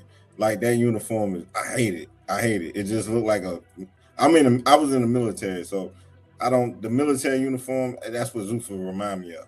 Okay, but If he gave into the sanction body, if he gave into the, I'm gonna land it. If he gave into the sanctioning bodies, and you actually could put the WBC, IBF, WO, WBA, man, you could put that beautiful color belt within it.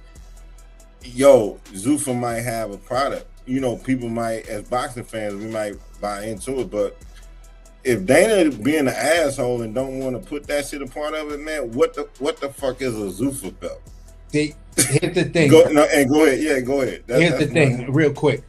And then I want to ask you this question. For me, it's Zuffa made this decision. They made this conscious decision. Zuffa could have easily come in as another promotional company and or sanctioning body. You feel what I'm saying? That just didn't charge money. Do you know how many fighters with big names would have ran over to Zuffa knowing that they don't have to pay a sanctioning fee? You feel what I'm saying? Because the company itself has 2 other venues that can support the sanctioning fees, and it'll give legitimacy to the other 2. You feel what I'm saying?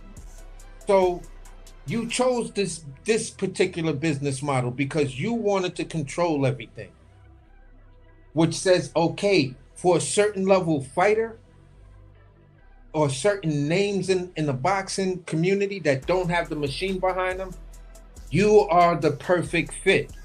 It's not like you're feeling like you're going down to the D League with Pro Box, because we seen how Pro Box did it from the mud like that, and we saw all people were trying to shit on Pro Box because for sure, from the ground. Its platform was YouTube. How you got the Pro Box content? You got it through YouTube, and people, these are YouTube fights. Okay, but you watch content creators all fucking day on YouTube. The minute you turn on your computer, you're turning to YouTube to see who's cooking. There are content creators that run time slots. Body is one of them. So before it used to be 9:15. Then everybody tried to take the 9:15 that were like being the opposite of what he was saying. Then they want to go on at exactly 9:15, knowing they was going on either earlier or later. Then he moves it to 7:15. So many fans of this channel know, okay, 7:15 is Bodywork's time. That's like a network show. Every day that, or pretty much you see the notification, all right, my TV show is about to come on. My TV show is about to come on at 7:15. Let me clear up, let me do what I'm doing and everything, and yada yada yada. But where I wanted to ask you, Swah, is because me and Body already have named somebody. If you were gonna name 3 fighters that you would think would be perfect fits for Zuffa Boxing, which three fighters would you say are perfect fits for Zuffa Boxing? That's Jared Big Baby Anderson. Ooh, good one. Yeah. Because this is a beautiful question. Definitely Frank Martin. I don't know why he went to top rank. He would have did way better at Zuffa. I mean, for real. And then my last one. Oh,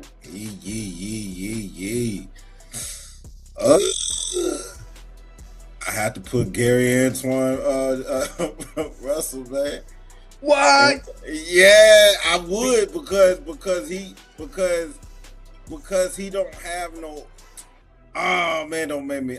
Look. I'm not trying to be disrespectful, but I'm just saying. I know. Just your opinion. Yeah, I know auras when I see him, and he just don't have it. He just don't. His brother did, but he don't. He just don't. And I think that's beautiful because that was a hell of a fight between him and Ryo. Hell of a fight. I mean, I would pay to see that again, no matter what kind of venue it was in. Okay. And then, you know what I'm saying? And then the thing is, if you had a beautiful place because, you can go to 147 if you want to go over there with the big dogs. it ain't like nobody, and I'm not being disrespectful, but it ain't like nobody gonna miss you on the other side. You're not headlining. No, You know like what I'm, me, I would. no, Go ahead, my bad. I was just gonna say. Those are my three, though. Those are my three. Me, I'm a little bit different on the last two. I like Jared. Sure. I like Jared Anderson. I still think there's viability right now, a lot of viability in the sanctioning space for Frank Martin. You feel what I'm saying? Because you think so, a lot of people want to fight Frank. You feel what I'm saying? But AC, he had a draw with Albright, though. He had a draw with Albright, though. He had a draw. Yeah, I mean, come on, brother. You know what I'm saying, AC. But what I'm saying is, that was ugly because there was a time where he could have got Albright out of there, and Albright could have got him out of there. So the draw aspect of that particular fight, I thought that was a good call between the refs. I thought they had got it on point. But I still think, I think Albright might need to go to Zuffa. But Frank, I still feel Frank still has Hey, AC, can I get a trade then? Can I get a trade? I'm gonna trade that then. Cause I didn't even think about that.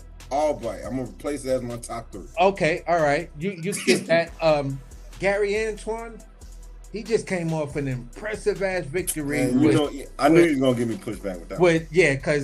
Because he's somebody that still has it, even though he has that loss.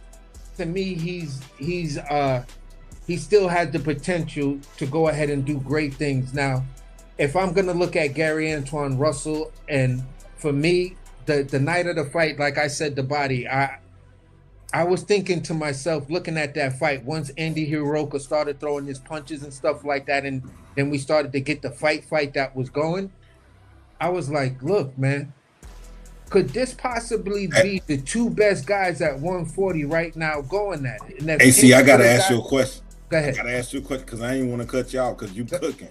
We cooking tonight. Like, share, subscribe, hype the boy up. Come on, man. Salute.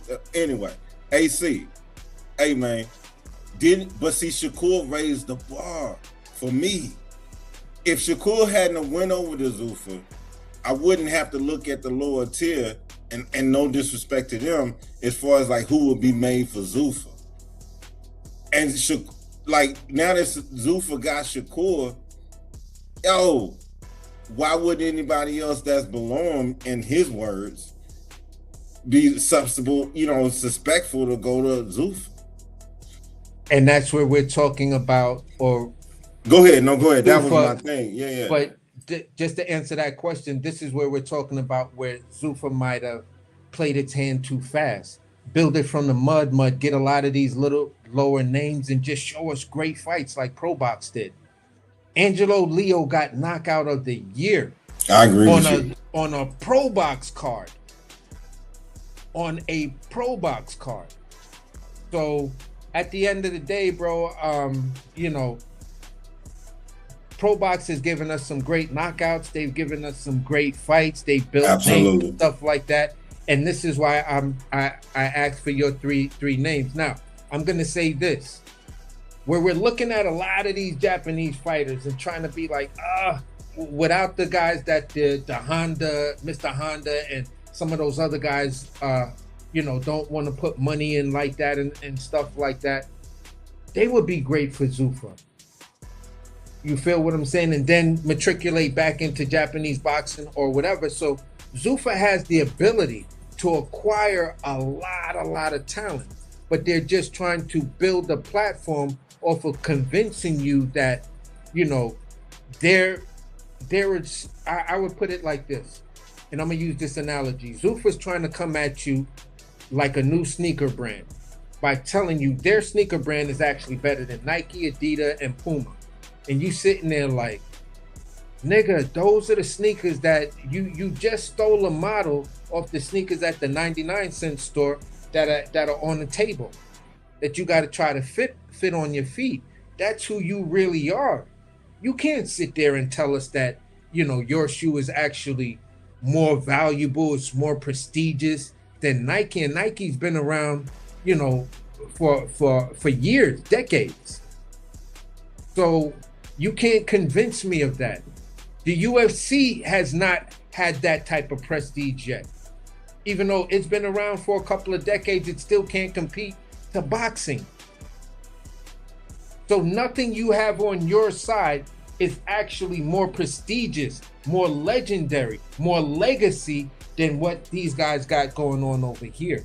And just because the Turk acquired the Ring magazine made its choice when it decided to change the lineal champion rule to say if you're inactive, then they can strip you. When the lineal champion rule was you got to beat the man. It's not a one and Mr. 1 and number 2. It's who beats the man, who was the man. Beat the man who beat the man who beat the man who beat the man. And if somebody broke the lineage, you have to wait until somebody comes back along, clears up the division, has a substantial number of title defenses, is actually what is called a reigning champion. Not because you got the belt, now you're supposed to be the guy who reigns supreme over everybody else. That's not a reigning champion in the context of the legacy of how we looked at reigning champion.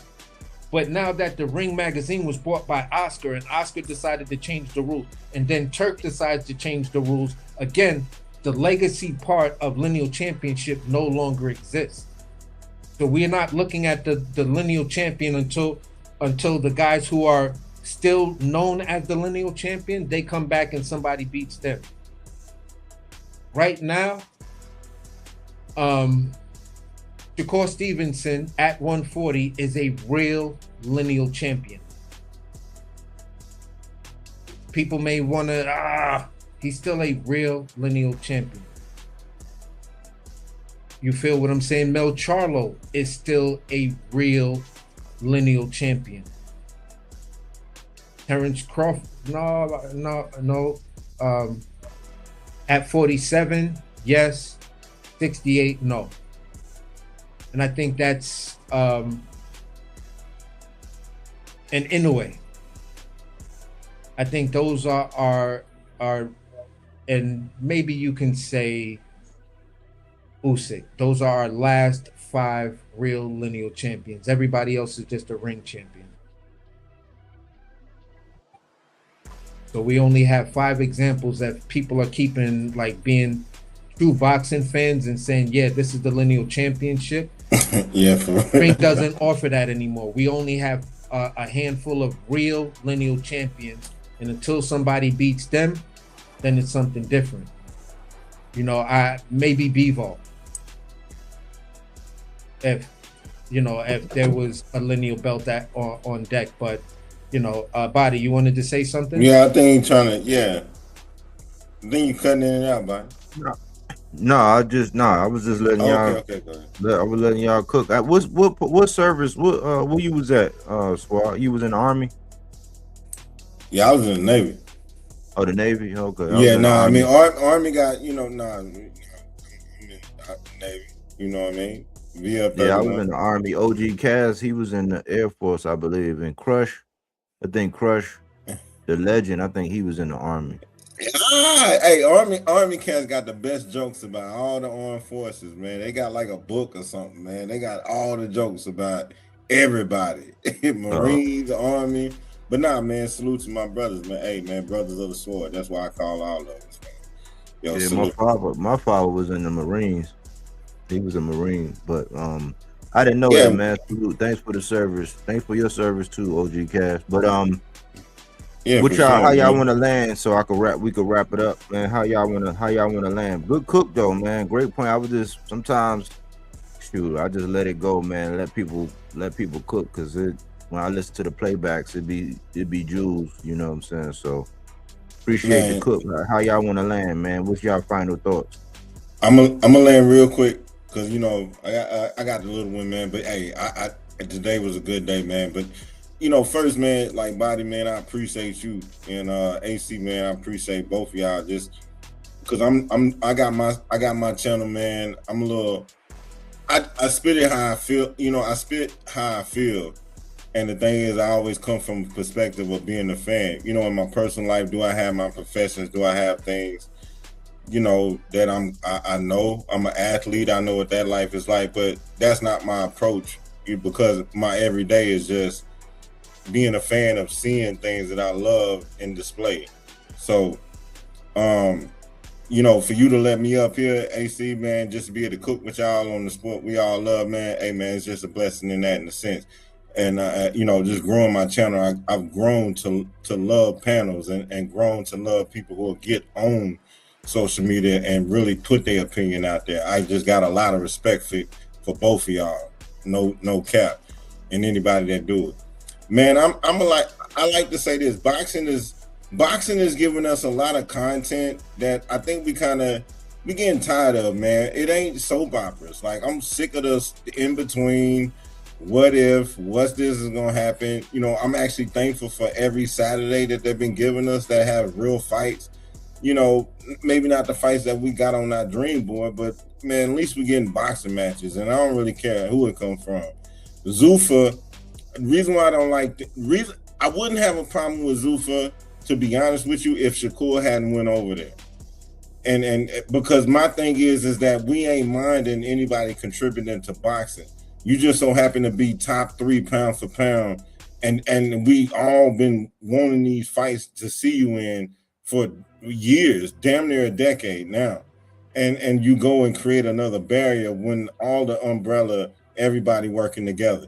That really upset me about boxing. So my thing is, I'm ready for boxing to stop being a soap opera, stop with the buddy systems, and let's get some good fights going, so we can see everything in real time, and we can give you praise, give you flowers, or give you critique, but give us something, man, because if you want our money, yo, give it to us before we die in this motherfucker, man. And that's what I'm gonna hand on with that.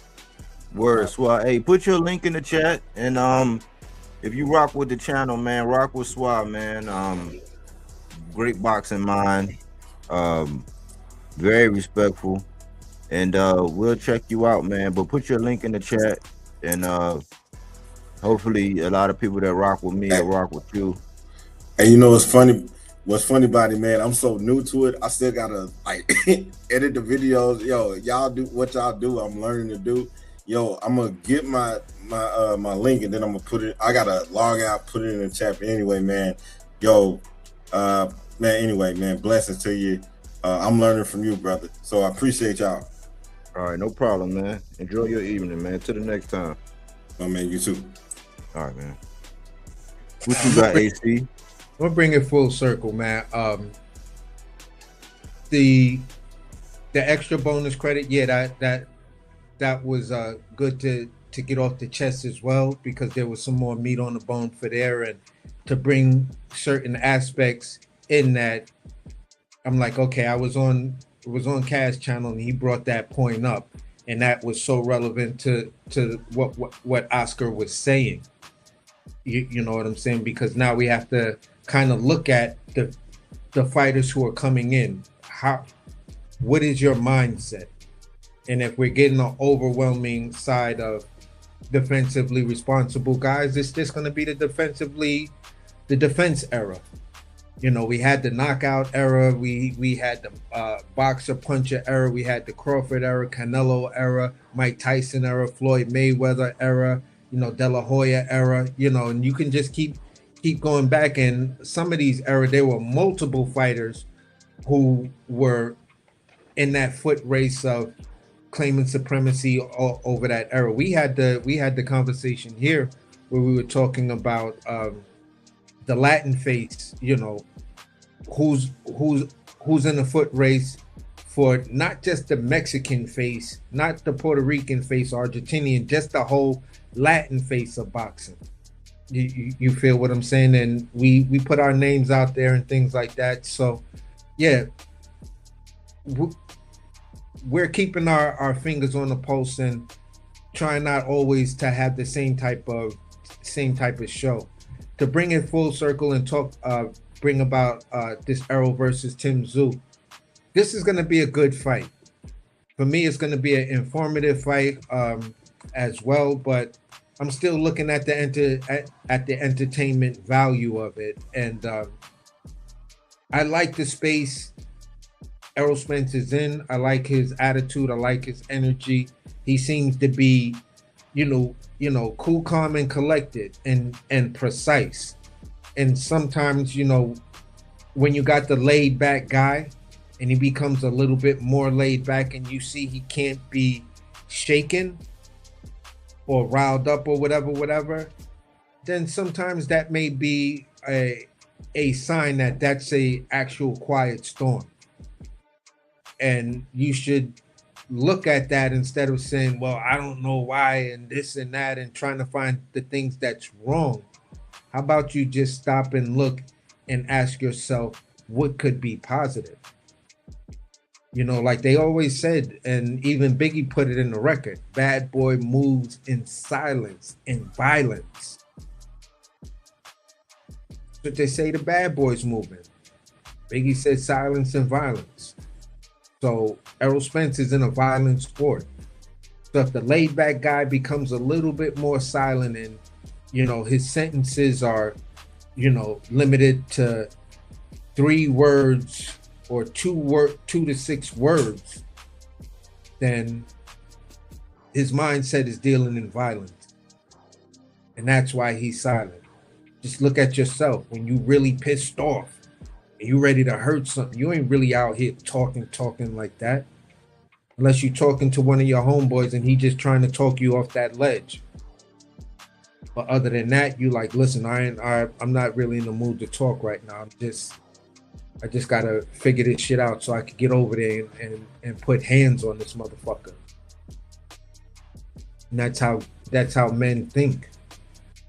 So to think all of this negative stuff and go down that route before, it's like, God damn, I never in my life seen that many people who are negative against Errol Spence in his comeback. And pretty much with that being said, that's where I landed. But I'm looking for a good fight from Errol. I'm looking for him to win and get the stoppage.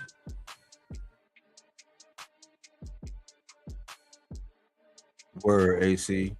Well, I'm sure I'm gonna hear more. I'm gonna even dive in even more on the playback. I always judge the playback and see where I could get better or where we could do better. So I know there's a lot of jewels dropped between y'all two on this one, man. I appreciate your contribution as always, man. Hopefully you enjoy the evening, man. And don't forget Boo Boo fight tomorrow night.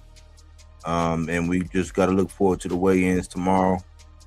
And I'm going to go ahead and wrap it up once you get off.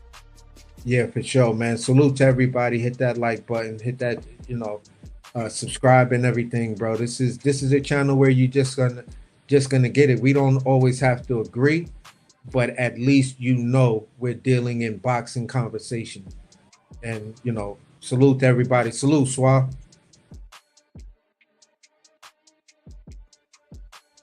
All right.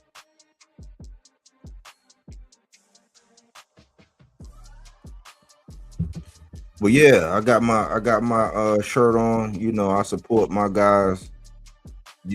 I'll get merch if I need to, man. I even heard somebody repeatedly hating on the fact that Errol had merch, talking about the shirts was overpriced and all that. It's a real slander / hit campaign still on PBC. That's why I say even when they come to the party and they join the ranks of all the other promotional companies and they get on the zone, people still got something bad to say. It's the same reason why Maul's comeback is being marred. Errol's getting all this hate on his comeback. People don't act like Jermell Charlo don't even exist. They saying David Benavidez is ducking. I can't make this stuff up, man. And I'm not a respecter of promotional companies. It just so happened that a lot of my guys were fighting on the PBC. A lot of the guys that I rock with, my top 3 guys, Tank, Errol Spence, and Jermell Charlo, they was all with the PBC. They all inactive. That didn't stop Bodywork, the channel Bodywork. It didn't stop the channel from doing what it do. And I never made a living off of, even though everybody know I'm probably the biggest Tank fan on the planet, but that's not what I built my channel around. So I'm not gonna talk about him all day, every day. When he get active, he get hot, we'll come up, we'll get creative with what we got going on. You know, before I get to Errol, I'm gonna address the Zuffa thing. The way I see Zuffa is they started it, right? And you get a lot of this, this concept that I've been mulling over. You get a lot of it in the rap game. You know, I'm a huge music fanatic, and some people, they can get away with coming in the game beefing with somebody, and that be their claim to fame. You know, 50 Cent he came in with the How to Rob, and he did that song How to Rob, and it just took everybody by storm. And they're like, who is this guy talking about what he'll do to Jay and Nas? It was just crazy because everybody had respect. He did it. You know, him and Ja Rule went at it. And what'd he do to Ja Rule? He said, you sing the hoes and you sound like the Cookie Monster. And then you heard 21 Questions. Well, he was on there crooning and doing all that. So he pretty much upended Ja Rule by saying you whack for singing and doing all this, and then he wound up doing the same thing. He didn't stop there. He wound up having a production company and doing this thing in the movie space, and you know, he's a genius. 50 Cent is like one of the hardest working people in quote unquote show business. He even tried to put his hands in the sport of boxing at some point. I think he did. I think he was ultimately the one who got behind Gamboa, if my memory served me correct. For a stint, him and Floyd was real cool. But we see a lot of that. And in the vein of what 50 Cent did to Ja Rule, that's what Zuffa is doing to the sport, to the sanctioning body. It's real ironic how, you know, it was this campaign to devalue the belts and all this push to where, like, no, you heard Bud say, oh man, F that belt, blah, blah, blah. But you got to understand everything that the sanctioning bodies do. They deal with the insurance, they sanction the fights, the doctors, all of that stuff. Somebody has to do that. And people who work for these sanctioning bodies, they don't work for free. There's a lot to go on behind these fights. Because if anybody could do it, everybody would do it. Hell, if I had enough bread, I would do it. You know, but it don't work like that. But it's odd how Bud came out, he devalued the belt. Shakur, he spewed these lies about how the sanctioning body did him wrong. They didn't do that man wrong. When you represent their belt and that's your likeness, like, yeah, you get paid and it's a percentage. And a lot of the times they work with you. I think Bud told on himself when he was out here talking about how much he made, and I don't pocket watch, but he was telling everybody how much he was gonna get paid, and come to find out he got paid way more than that. And the sanctioning body was like, hold on, you getting paid how much? And they work with him. But it was this campaign for Shakur to try to get Devin to drop that belt. Why? Because they want to devalue the sanctioning bodies. For what? For their belt. I always joke about this all the time. I say, man, if me and AC got together and we said we were going to start our league, and then we started taking people. We took Tank, we took Devin, we took Keyshawn, we took, you know, the who's who in the game, and we took them and brought them over to our side and said, no, this. Or every time we went to go build ours, we would take somebody from that ranking system over there to put them in ours. You are a hypocrite when you do that. And had they come in, just like on YouTube, people do this all the time. They come in, they start beefing with you. They come in, they see your material, they steal your material, they use your talking points, and then they try to like start beefs with you. It's like you can't come in the game like that.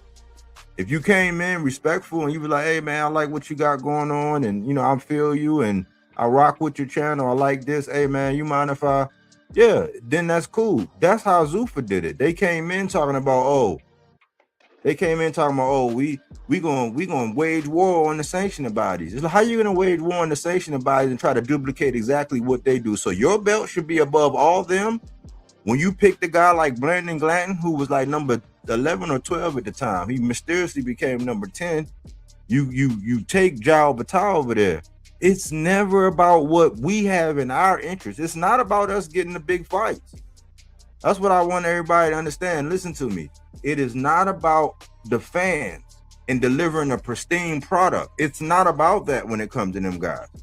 They're different. Pro Box was like that, like value for fans and putting on for fans, and they came in working. They were supplemental to the sanctioning bodies. Salute to Thomas Hill. But it wasn't about that. What Zoof and them is doing and what everybody is ushering us into and how they selling us up the river. They sold us up the river to Turkey. It was never about them putting on the big fights. Why? Because when we had big fights, they were saying it was money, money, money. That was the only thing that was holding it up. But we see that money is not the cure to everything. You know, how many times you done seen a woman and she with a dude and you could tell that she only with him because of the money? Shakur's only with them because of the money. It's not because he cared about the fans. He done told you as much. Not because he cared about delivering a product, because he said, listen, y'all don't know shit about boxing. You tell people that done bought tickets, done paid them, that supported it, and got online and argued tooth and nail, done beat up trolls for him, then went tooth and nail to war and said, look, respect this guy and this and that, and he don't care. It's not about them delivering a product for the fans. It's not about making the biggest fights. Why didn't we get Bivol and Benavidez? Because Turkey said, don't bite the hand that feeds you. That's not about big fight. Why did we didn't get Virgil and Boots at one point in time? Yeah, it was an offer made. Boots said no, but why didn't we get it right when money was just the big thing? Because we thought, okay, if you got this big turkey bag, sprinkle something on it and let us get the fight. It wasn't about that. It's about control. The same reason why right when Tank was lighting fire, right when he got up under the umbrella of Floyd and he was popping out his shell, all of a sudden, Tank couldn't get a fight. And people complaining about how we got to Lamont Roach. AC always say, how did we get there? Well, how do we get there where we got this one fighter who should be fighting this guy and this guy and this guy, but this guy and that guy say no? And they got control of the media where they say, oh, well, he's dead ducking and he don't fight nobody. Well, how the fuck I'm going to fight somebody if everybody's saying no? Everybody turning down the biggest payday that they would ever have by saying no. It's because the object of the game, it just switched. I don't know why y'all don't see this. The object of the game for Turkey was to get in the way of any major piece that could be opposite end of any major piece that the PBC had. He did it to Benavidez. So let's not limit it just to Tank. Because anybody in and around Tank weight class, he wooed them and pursued them. He made some of them ambassadors. He paid some of them big bags to go over here and go over there, whatever. Think about it. So he did the same thing. That's the whole play with Shakur. They thought that he's the number 3 now. Everybody gonna want to fight him. Well, let's take him and put him over there and make everybody have to work with us to get the fight. He's finding out the hard way that it ain't that easy. And a guy came in the comment section and was talking about, well, Zuffa is just like Pro Box. No, it's not. It's not. Is there a place for people over there on Zuffa? Yeah. People that probably the people that maybe Pro Box couldn't afford to pay like something complimentary to what they are used to getting because they have had some level of success, right? But then they're getting put on the back burner. Why? Because just like in every other thing, they put people on the shelves in boxing. What you think happened to Demetrius Andre when he went over the Matchroom and he never got a Triple G, he never got a Canelo? He got put on the show. What you think happened to Charles Conwell, how he mysteriously, he lose one fight to Chino Perez, and Chino Perez just mysteriously get a fight with Xander Zayas, and then Xander Zayas get to go right into a unification. What you think happened to Blair the Flair Cobbs? So the thing is, man, like when you look at it, this is a power play. What Zuffa's whole mission is to get pieces to disrupt and interrupt. They got raked over the coals. He lost his shirt. He had to go against everything that he said in Dana by making that Ryan and Conor Ben fight. Why? Because they had Ryan under a contract. Turkey had him on the contract. Turkey is affiliated with Zuffa. That's the only reason why that fight went down. And it didn't go down the way Dana went because they're going to be able to wear whatever they want. Yeah, he procured Conor Ben. He got Edgar Berlanga. Nobody cared about Edgar Berlanga. People really didn't even care about Richards and Hitchens. Is it a spot for some guys over at Zuffa? Yeah. People who, deserve to get paid a little bit more, but are getting put on the back burner. Why? Because they represented a threat to the other guys, the major players in the game. Believe it or not, Richardson Hitchens presented a threat to Devin. You can take it or leave it. And I'm not on the side of trying to back or support or cover up for Richardson Hitchens right now. He's not on my good side, even though he was one of my guys. He still is in my heart of hearts. He still is. I just can't condone the move. But that's what this is. This was just a play to get any piece that could make a big fight and make the powers that be that's already established bigger than what they already are. They wanted to sink their teeth into the game, right, and take it over. But they did it in a backhanded way. They say you get more bees with honey. They came in with vinegar. That's just what it is. You know what I'm saying? So, I mean, they can cry me a river. They can try to do the hostile takeover, but I think that they are taking their lumps, taking their bruises, and it's not going away, especially with Devin signing the zone. That was the last thing. Now Shakur's stuck, but he got his money. He got tricked off on him. He a sugar baby now. But guess what? That sugar daddy gonna want some sugar. And that's gonna be El Rayo, a very dangerous fight.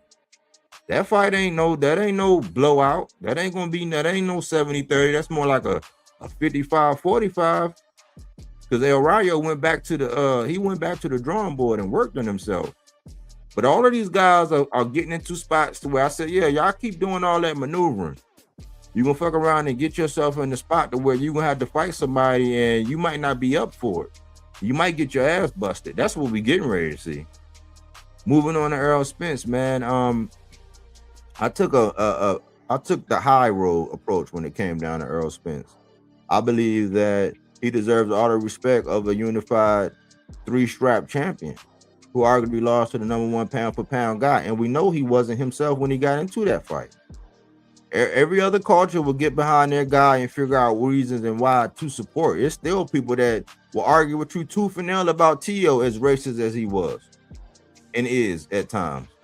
They'll still get behind him and say, oh, yeah, even though he just showed us that he pretty much kept his hands in his pockets against Shakur.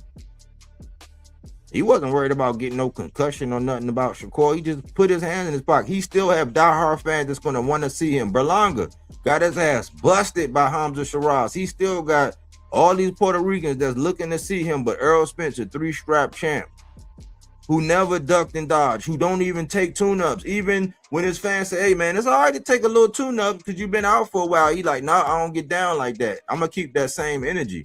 He don't get no respect. These things should not be so. Why? Because if you were looking for tomorrow, the fighters of tomorrow, you would want them to do what Errol Spence did.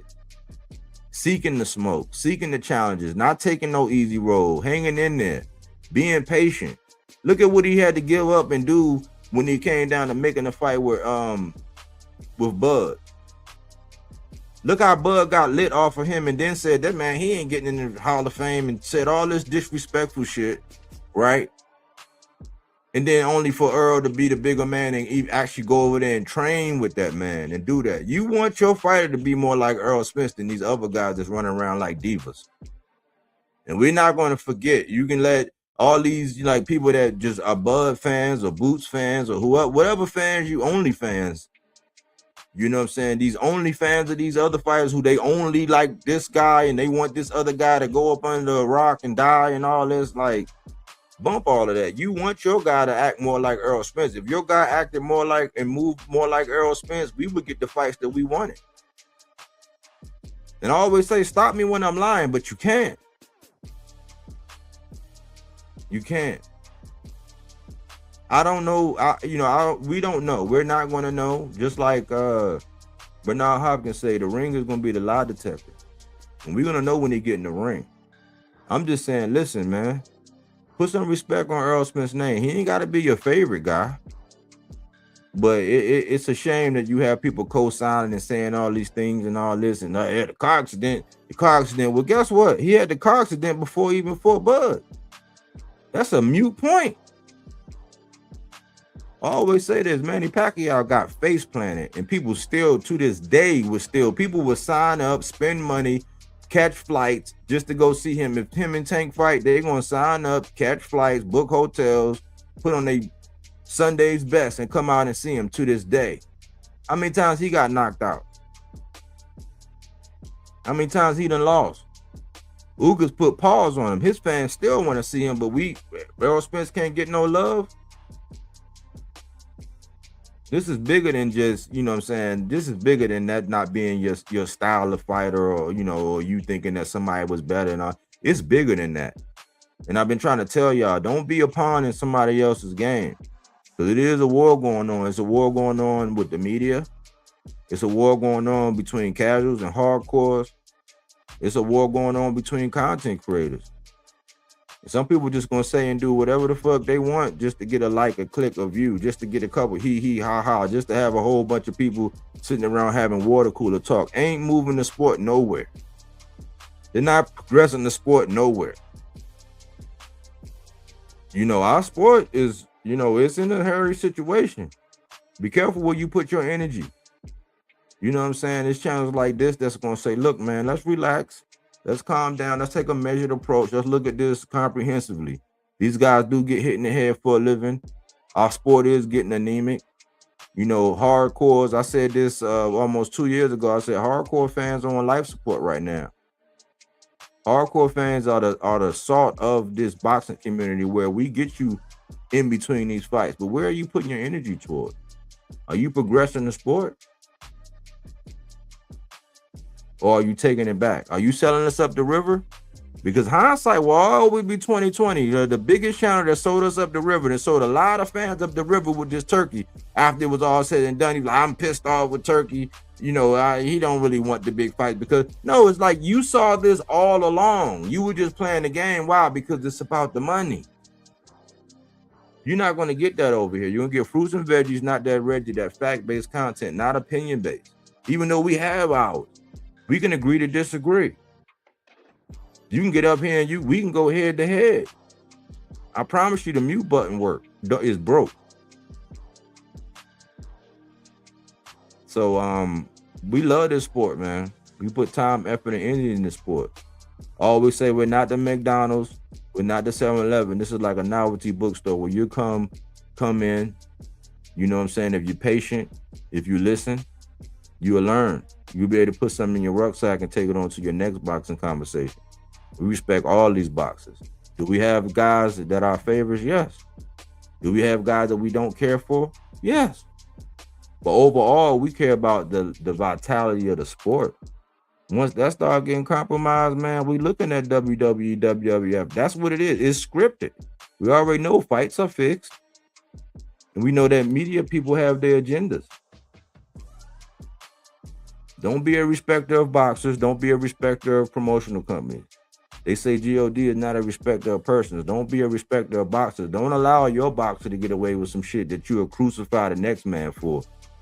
Or you'll be mum and silent about it. I always say silence is consent, meaning that all it takes for evil to prevail is for men and women to remain silent. So we got to speak to the things in the sport of boxing that need to be spoken to. We say, go where everybody know your name. They always glad you came, and they always sing your praise, and then come here. But we got to say, you might learn something. You know what I'm saying? We serious about this, man, but we have our fun. We have our laughs. You know, positive vibes to Errol Spence, man. Positive vibes to Errol Spence. I like the way he looking. I like the way he talking. He look sharp. He look fast. He don't look stiff. I don't know what this narrative is, you know. And let's just wait and see what this Devin implication is with this, with him signing to the zone. Because if it don't lead to a Keyshawn fight, and Keyshawn, you know, go back and he try to get it on with Frank Martin, I'ma salute Frank Martin for landing something that he wanted. But like, to me, both of them two, the Linguini brothers, they'll be suckers in my book. I don't care what you say. And the link will be available. It's always available. It's at your request. But hopefully Tszyu put up a valiant effort. You know what I'm saying? I got my man going over there to the land down under, Aussie style, and putting in that work. You know what I'm saying? We had a wonderful episode, man. Thanks for everybody who came through and supported the channel with a like, a comment, a salute, you know, any kind of input. I appreciate it. We are monetized. Support the channel. Super chat, Cash App, hype the video if you can't do none of that.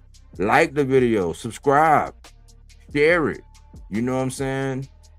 I think we getting ready to do this thing where they got this thing. They sent me an email today. We reached 275,000 views, and that's for that's why I called it the 300. You know what I'm saying? For the size of the channel we still get the views. It don't be 200 or 300 people looking at these videos that's just nobody. No, it'd be a lot of other content creators, a lot of people that's in the business. They don't be casuals. Because we don't really have nothing for the casuals over here. You know what I'm saying? We eat casuals for dinner.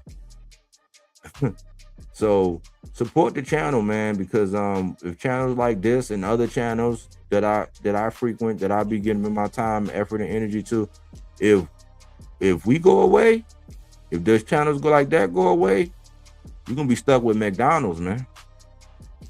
Just trying to tell you. Y'all know I can talk that boxing all day and all night. But thanks for choosing Bodywork Boxing. But we don't take things for face value. We do that body work. He didn't want to box. He wanted to actually prove that he could punch with you. He was like, what the fuck is this nigga? Right? Oh, okay. You want to go to sleep. You tired. Welcome to Bodywork.